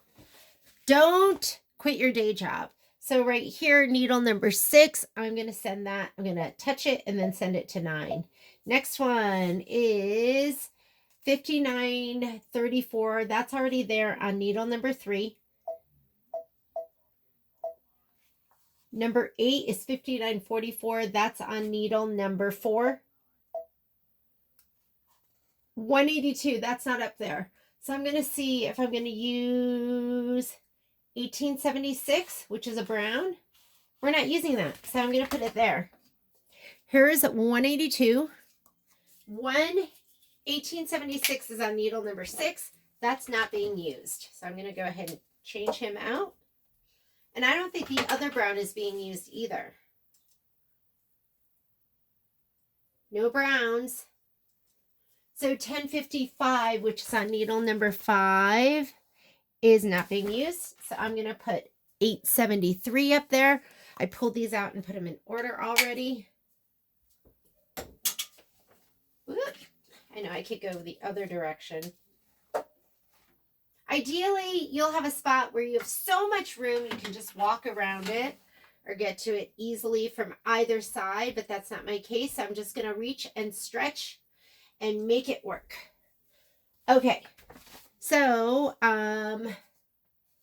this one, number 9, is 182, and that is going to go to needle number 6. And then 873 is needle, what should be on needle number 10, but I just put it on needle number 5. And then right here, 152. 152. Let me see if there's, you know what? I'm going to leave the rest for right now. So what that means is sometimes I'll just program what's easy, what makes sense. And I programmed up to this one right here. That was going to be 873. So I programmed up to 873. That is, I know it starts back over with 1, but it's really 11. So with this color right here, I'm going to put a pause. And when I get there, I'm going to put in the rest of the colors. So we paused it right here. I'll go ahead and maybe we'll go to, I don't have to pre-program all my colors in this screen because the most important thing is that I put my pauses in, because when we get to the screen from which we stitch out our embroidery screen, you can magic wand your colors there. So I'm going to go ahead and maybe I'll go to this one. So I'll program all these next time. I'm going to put a pause in here, and then we'll go all the way down to the bottom right here. And that's where I'm going to put my red bobbin in. I'm going to put a pause there. While I'm thinking about my red bobbin, I'm going to check it. He's still in there. It's always a good reminder to me. I'm going to go ahead and put my white bobbin back in.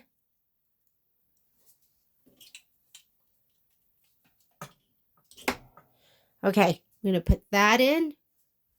Pop that bobbin in. I did all my pauses, all this stuff right here before the first 10 colors. I'm going to magic them on that when we get to the other screen. We are ready to go. I'm just going to go ahead and say, okay. I'm going to go to embroidery. This is my embroidery screen. And let's go ahead and, oh, you know what I needed to do? I did tie off, but I didn't pull it through. So we're going to go ahead and we're going to pull our thread through right now. So I'm going to go to this button right here where you go backward and forward stitches, or I'm sorry, that just came out of my mouth. This is where we thread, we oil, and do all of those things. We're already on needle number 9. That is one of the needles I need to thread. So I'm going to go ahead and pull him through, touch my threading button. Can you see any of this? Whoop.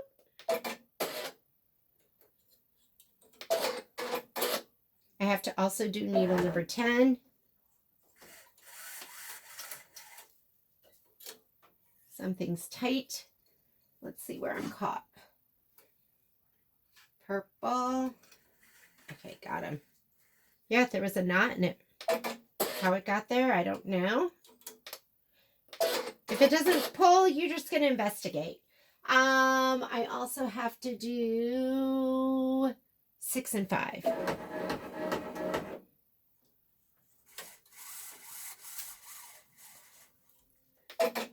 There was a brown in there. Now I have a gray, a little gray. And then I have to do 5. There was a brown in that one, and I did a darker gray for the bunny. And let's go ahead and say okay.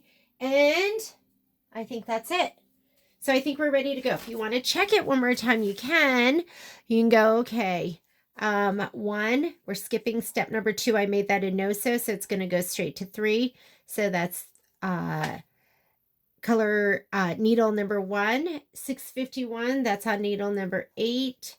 3130. That's on needle 10. 4220 is on needle number 9. 5934 is on 3. That matches here. 5944 is on needle number 4.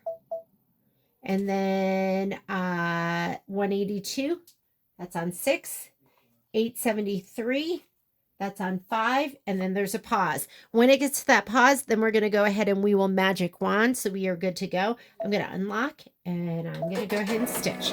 It's going to do the placement line for the bunny first. Let's get our bunny fabric.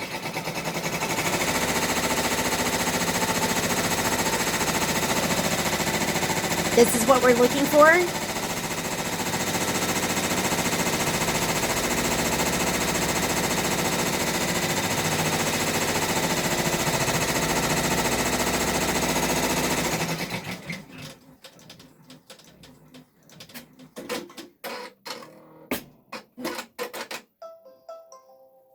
All right, let's put down the bunny.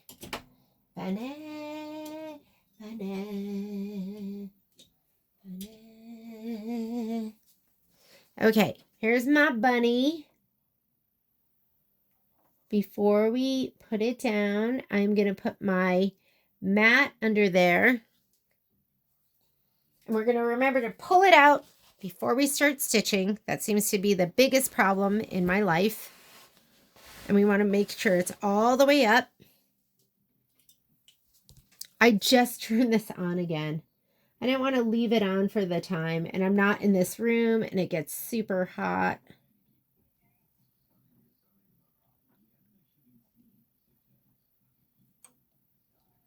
Ooh, he is going right down this time.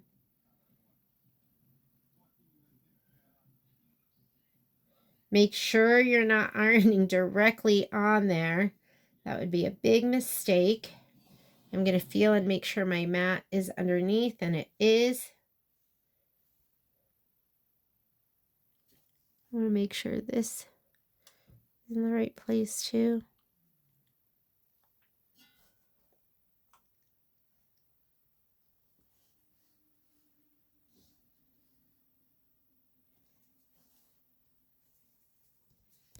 I can actually not.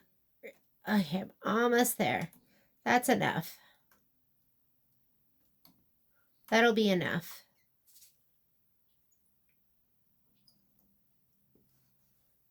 All right. We are adhered down. I'm going to pull my mat out. Remember, that mat that I'm using, that is, it is skinny. You do not want to put a big, thick mat underneath that. I'm going to check my screws too, nice and tight. He is adhered down. We're good to go.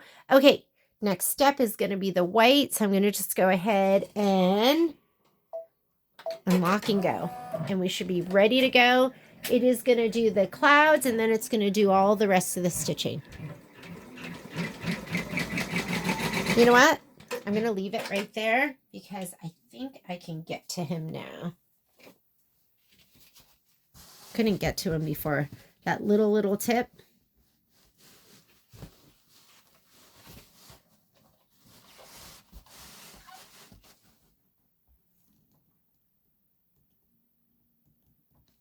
There we go.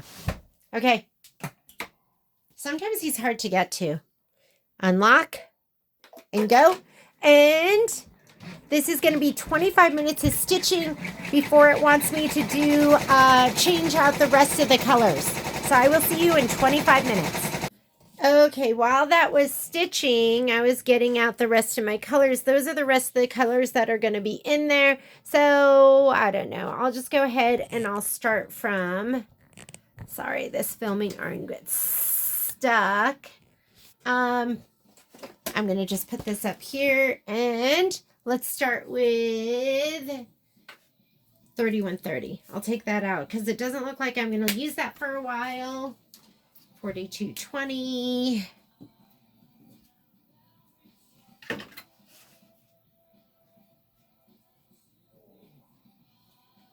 I think I'll be able to get maybe this one done and maybe one other. I'll set it up to be stitching while I'm sleeping. That's the best. And I do have a monitoring app on my phone that I can turn on. I want to make sure none of these repeat that I'm pulling out, because that's no fun when you pull them out and you're like, uh-oh, I needed that one. I think I'm going to need that pink. Let me see if I need 182. I do not need 182 again, so I'm going to change that one out. And I do not need any of the greens again. I do need that pink, so I'm going to leave that pink up there. I need to put 2 more colors in, and then I'll be able to program it for the rest. Okay. I'm going to now go over to this side over here, and let me change out. I don't think I need either of these. 873, new.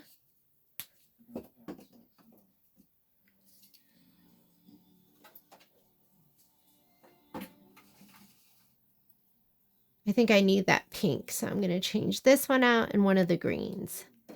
I'll try this one. And 3650 is not in the color list, but it is what I'm using to match the fabric. It's for my last stitch out. All right, might as well change out the colors because there's so many of them. So let me go ahead and I'm going to come over here to this button. This is where I rethread. Now it lets me go to my different needle position. So I'm going to do 4. Can you see that too? Here, now you can see it all. Whoops, guess what? Never switched my needle back. I'm going to go to 4. Just so you know, I had needle in that thread every once in a while. If you do that, that can bend your threader when you're trying to force the threader through a needle that already has thread in it. So it's never happened to me, but I've heard of it happening, so just be careful. Needle number 6.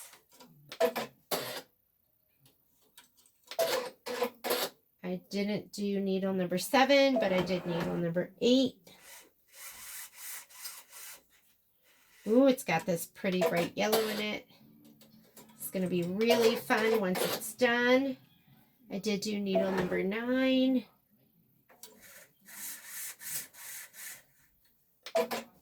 That's like a melon. It's like a cantaloupe. That color looks so good. And this one is, I think this is part of the bunny. Okay, now that everything is threaded, let's go ahead and do the rest of the programming. So I'm going to go okay out of this screen. Now it's stopped here because I said I needed to do a color change. That's really 11. So once it goes 1 through 10, then it starts and does 1 through 10 again. So 11 is 152. And I put that on needle number 10. So we're going to magic wand. So this is the embroidery screen. Now we can magic wand in this screen. So this is going to go to needle number 10 instead. And then we're going to go back to needle number 1. 2550, that's on needle number 7. 1030 is on needle number 9. 2532, I have that on needle number 2. And 152, again, that goes back to needle number 10. And then it's going to stop, and that's fine. But I'm going to go ahead and say okay, and we're going to start stitching. Look how adorable this looks. Does that look so cute? Now it's going to add some more shading to the bunny rabbit. And we have 19 minutes of stitching, and what is that? 1, 2, 3, 4, 5, 6 color changes. See you in a little bit. It's looking adorable. So it's on 17. 17 right here. Let me let you see both, right? Like that, so you can see everything. Or do you even need to see that? You need to just see the screen. So 17, we're going to magic wand. And that is on needle number 8. 670 is on needle number 6. 1030, where did I put 1030? 1030 is on needle number 9. It's a repeat back to 600, which is on needle number 8. And 2363, I have that on needle number 5. And this, which is supposed to be black, I'm doing in light blue. It's on needle number 4. When it gets to that, it will stop, and I will go ahead and put in my red thread. It's looking pretty darn cute though, isn't that? Way cuter. I feel like these are always so much cuter in person to me. There's just something about it. And it's going to go ahead and do that bright yellow Easter egg. And I'll be right back. Okay, last stitch out is going to be, wait a minute here. Oh, that's just shading. For a second, I thought I was seeing bobbin thread coming out. And that makes me mad. But it wasn't. It was just purposeful shading. So I'm going to go ahead and put this in. Last stitch out. And let's go ahead and unlock. Oh, the bunny's so cute. You never quite know, right? When I'm picking out the fabrics, I want everything to be absolutely perfect. And it looks really good. I'm loving it all.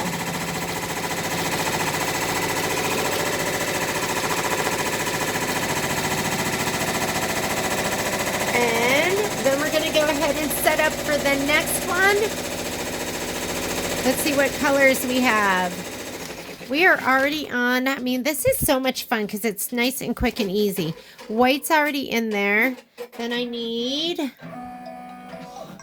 4220, 5832, 5934 is already up there. 5944, 1220 for the carrots. 1030 is already up there. 520 is the light yellow. 10's already up there. 150. Where's 150? Here it is. 150, 182. 182 I took out. Where's 182? There he is. 670 is up there. 873 is right here. 152 is up there. 2550 is up there. 2363 is up there. And 2532. And I don't think I'm going to be able to make it all the way to here without rethreading. So let's go ahead and let's thread, and then we'll change, we'll rehoop, right? Because we might as well, because we already started. So here's our colors. I'm going to go up here, and I want this screen too. So we're finished with this. I'm going to go ahead and say okay. And I'm going to go pocket. That's design database transfer. We have done this one, this one. Now we're on this one. So we only have 5 more. go ahead and set it. I'm going to go ahead and drag it all the way over here to the left. I have to rehoop first. And I think we're going to be able to fit 2 more in here. So I've done 1, 2, 3, 4, 5, 6. And then I just have 6. We'll have 3 more in the other one. So you really don't need all that fabric. They're always very generous. Hopefully you'll be able to make 2. So I'm going to do end edit. And let's go ahead and put our colors up. So I need color number 1. We're going to have a whole bunch of applique. Why don't we just heat up our iron right now? Because we know we have applique. And 2532. Do I have 2532? I do, but he's all the way down at the bottom. So I'm going to go ahead and put my turquoise there. He's number 23. So chances are we're going to need some of these spots.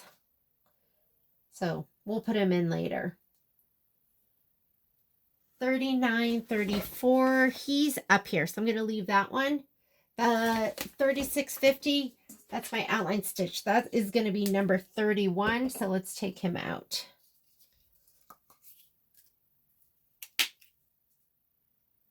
Where did he come from?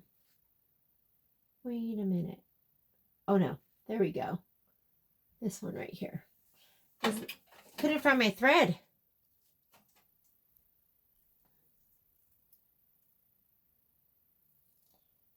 $23.63. $23.63. I guess I'll leave that one for now. We'll see. $6.70.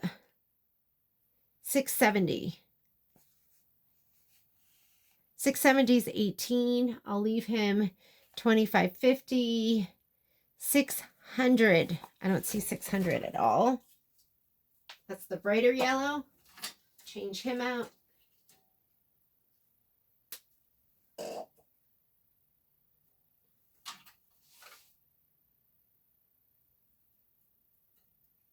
Let's see where 152 is. I know 1030's up there. 152. 152. I guess I better change out 2363. And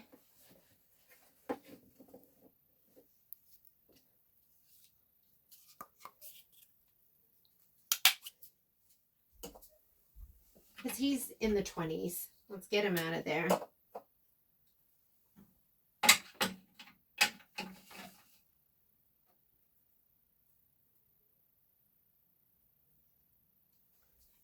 And 152, I'm going to change him out as well. 152 is all the way over there.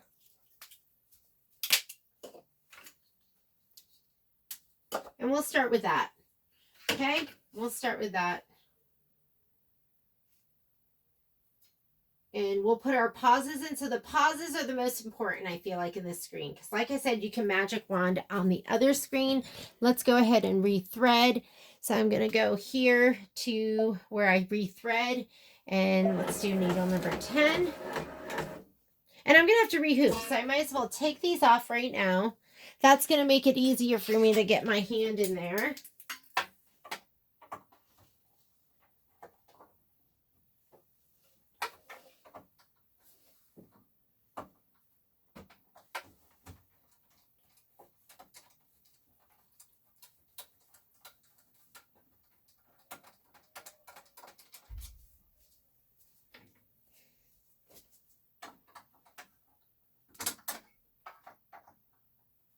Kai has a bunch of his friends over right now, and they're so cute. They're up there. they're playing games, which it's just so wholesome and adorable. All right, where am I going to put this for right now? Let's shove it in here until we can deal with that. And oh, change to a larger hoop. Got it. You know what? I'm just going to screw this screw in right now. Well, I wonder if it'll let you do that. Oh, shoot. So, do you see how it's forcing me. It is forcing me to put this back on. I'm just going to do it. Just going to do it so it stops giving me that message. I'll just screw this one in, and I guess I'll struggle fitting my hand under there.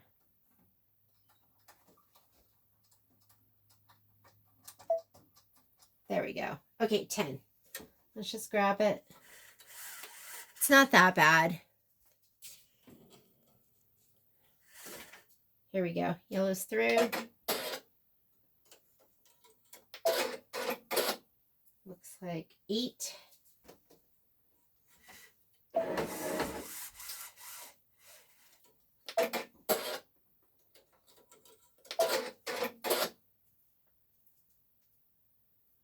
That looks okay. Looks like 5.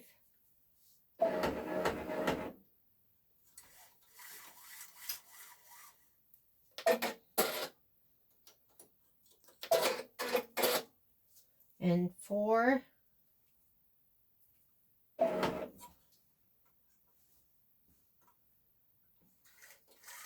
And maybe 2.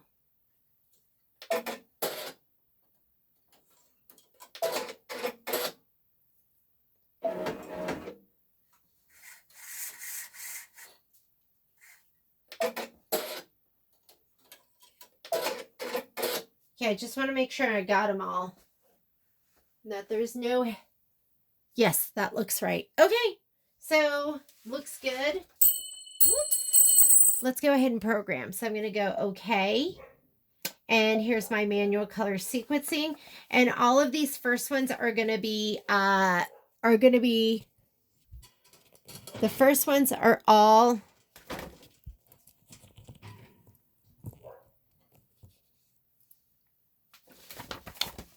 They all go to needle number 1.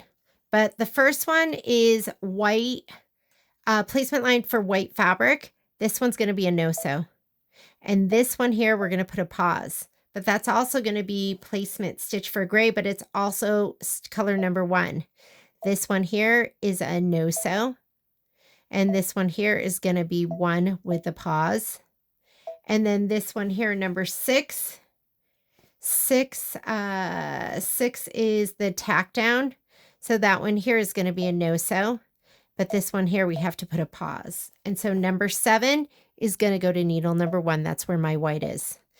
My 4220, I have that on needle number 2. My 5832, I have that on needle number 4. 5934, I have that on needle number 3. And 5944, I have that on needle number 8. This one, they put that pause in there. I don't know why, because there's no more applique material. The carrots, I have that on needle number 5. The carrot shading, I have that on needle number 9. And the carrot shading and line work, that is on needle number 10. And then it goes back to needle number 1. And then 150. Did I make it to 150? I didn't. So guess what? We're going to put a pause right there. And then I just kind of put a pause in. I just kind of pick. And I'll go maybe like 7 or 8. And I'll just put a pause right here. And then we'll go on down. Well, that's a little far. So I put a pause here. And then right here at the very end, because we're going to put in our red thread. Speaking of red thread, let's make sure we have our white thread in. So I'm going to pop that out. Let's pop in our white. I could put a brand new bobbin in, but let's just put that one in. We want to use them up.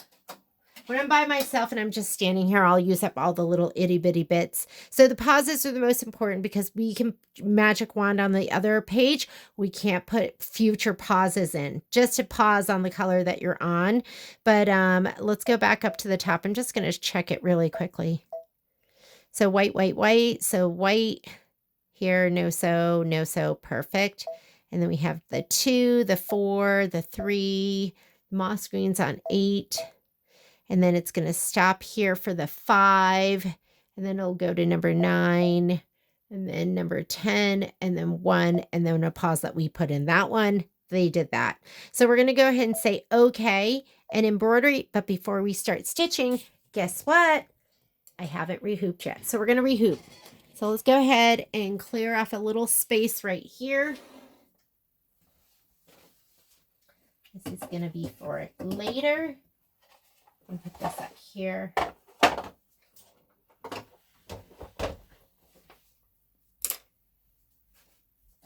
I only have to take out one magnet or one screw. It's looking so cute. I want to finish this tomorrow so I can show it to you on Thursday. Change to larger hoop, it's telling me. Change to any hoop, really, right? Because I don't have any hoop in. Oh, here we go. The bigger ones are harder to get off. These just kind of pop right off. Okay. We had a little bit of overlapping stabilizer there, which is totally fine. I'm going to grab a piece that I've pre-cut. Remember, I cut several pieces. I'm going to lay this down first. And I'm kind of hooping over here so you can see, but I probably would have a little bit more space if I was kind of hooping this over in my other area. Now look at all of this. So I have all of this stabilizer. I'm going to pull it back to here. I'm going to put it right here. That's where I want to put it. And I'm going to go ahead and pull this back some more. Right there. Like that's good enough. I think that's good enough. Yes, that's good enough. There's going to be a little bit of overlapping, and I'm going to lay this over there.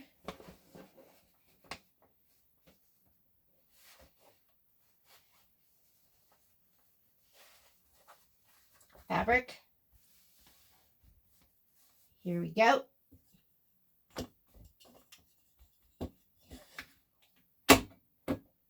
Push that down.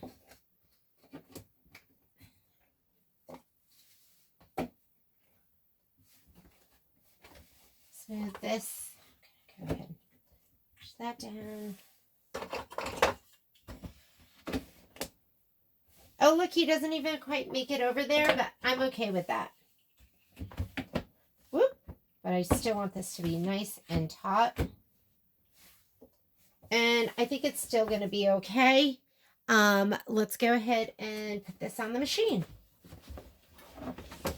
I think what I'm going to do over here is on the right-hand side where I don't have the fabric all the way to the right. I might go ahead and, you know what I'm going to do? This is what I'm going to do because I do want it hooped all the way.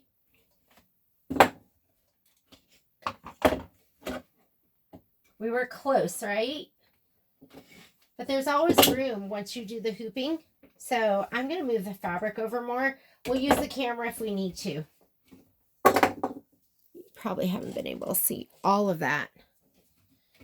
So what I'm going to do is I am going to scoot this over more because I want the whole thing, I want that to be hooped too. So that's about perfect. So I'm going to go ahead and pull this back. I'm going to pull my stabilizer over so it overlaps a tiny bit. That's what? 2 inches? 2 or 3 inches? This all the way over. There we go. I'm going to hoop all the way to the right-hand side. That's where I'll start.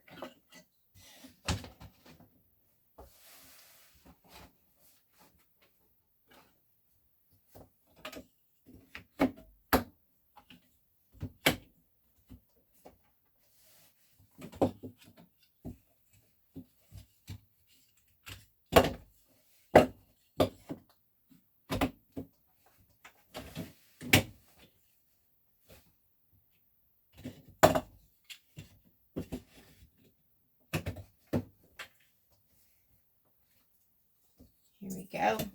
And you probably haven't been able to see over here. I'm going to go ahead and push those down.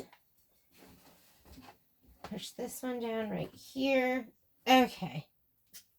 And now let's put it on the machine. I want to make sure these go. Okay, these are barely fitting under there. I think we're going to be okay. What you have to be careful of is if you're going to take a picture. So I was going to scan, but I think I'll just put it all the way to the right. I think we'll be okay. Okay, screws on. I'm not going to take a picture because it moves pretty fast and I don't want these magnets to hit the needle bars. They're like, anytime there's some embroidery that it's down on top of, you've got to be careful of that. You need to be careful.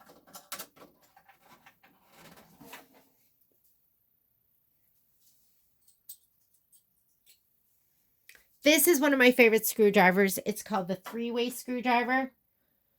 And it's nice because you can use it here, here, here, here, here. I really call it a 5-way screwdriver, right?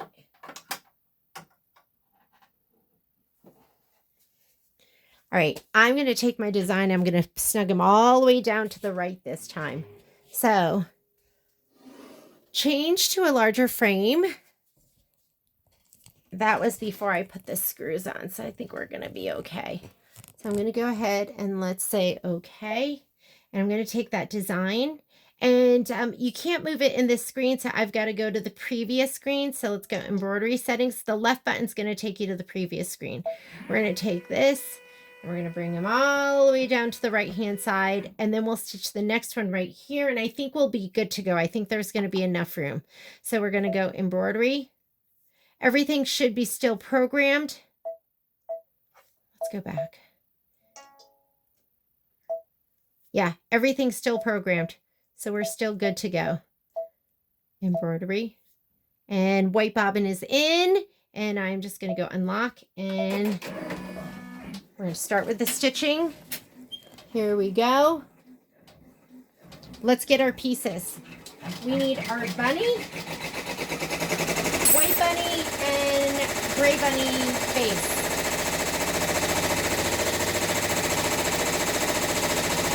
And then pink fabric.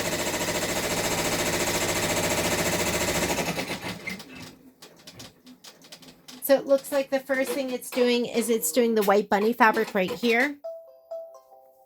And you know what? We're going to fuse everything all at once. So let's go ahead. I'm just going to hit on my screen. I'm just going to go back here. And then we'll fuse everything down at once. So now it's doing the gray bunny placement.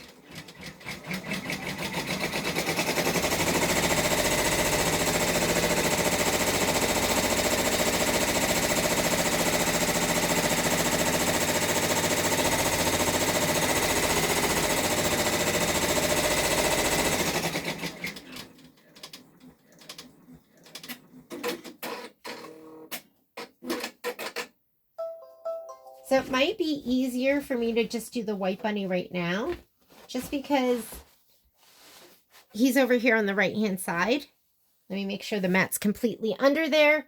It is. Okay, white bunny, here we go.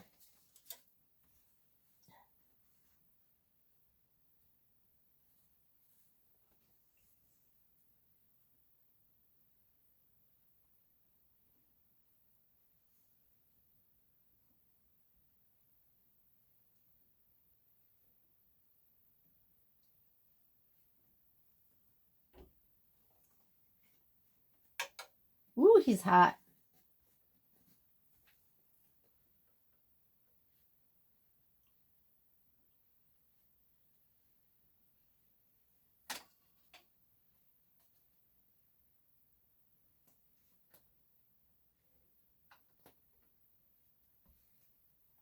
Okay, that is good. He is down. Now let's do gray bunny. Gray bunny, I might not be able to get all of him. Let's just...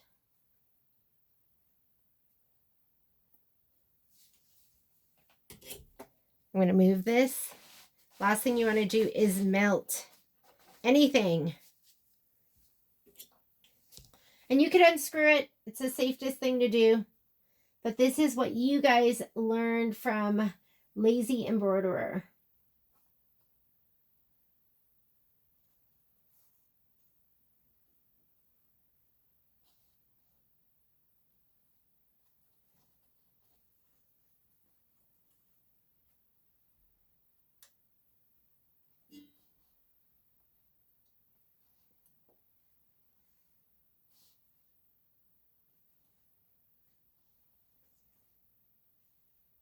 Okay, it's going to do the bow at the top, and I think this will get closer to me. Remember, remove the mat. Here's my mat. I pulled it out. All right, next one. I'm just going to go ahead and hit unlock and start. It's going to do the bow at the very, very top. I'm just going to go ahead and pause it. And now he's all exposed. I'm going to go ahead and finish fusing the rest of the gray bunny down.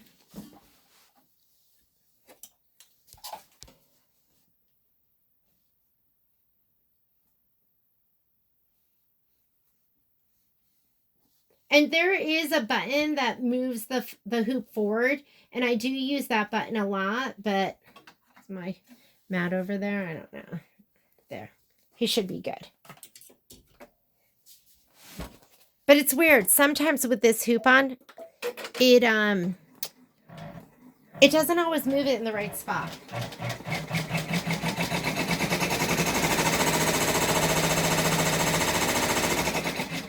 Here are the two pieces of my bow. That one is going to go over there for sure. Looks so good.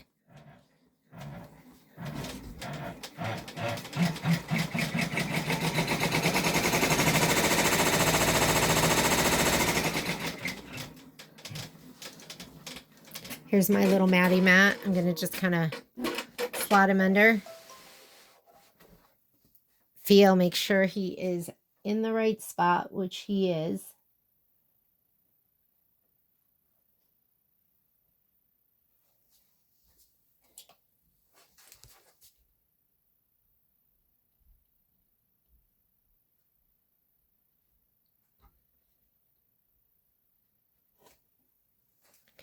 I'm going to put this one down.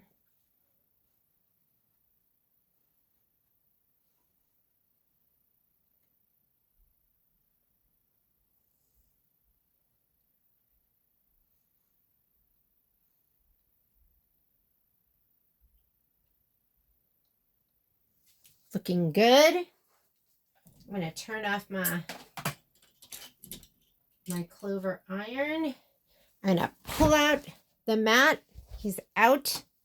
And now, guess what? We're ready to do a whole bunch of stitching. It's 20 minutes. We're going to unlock and just let it go. In 20 minutes, I can come back down and I can set the next, what was it, like 7 or 8 colors? And I think I'm going to have enough room to squeeze in my other one right here. Alrighty, just let it stitch. Oh my goodness, those carrot tops look so cute. Let's see where we're at. So, I can't remember. I think I was programmed already to do all of those. So let me check really quickly. So that is color 9 out of 28 colors. So we need 1, 2, 2, 0, 9. Oh, we got to minus some of these. So it is going to 1, 2, 2, 0, which is on 5. Yeah, these colors are all set and ready to go. So I'm going to just go ahead and lock and stitch. And then I'm going to go to bed. It's not a ton of stitching because I have that pause at number 6. But it is 16 minutes of stitching. It looks so adorable. And I will see you guys tomorrow. This will be part 1 of the Sweet Easter Witches tiling scene. Thanks so much for joining me. Good night.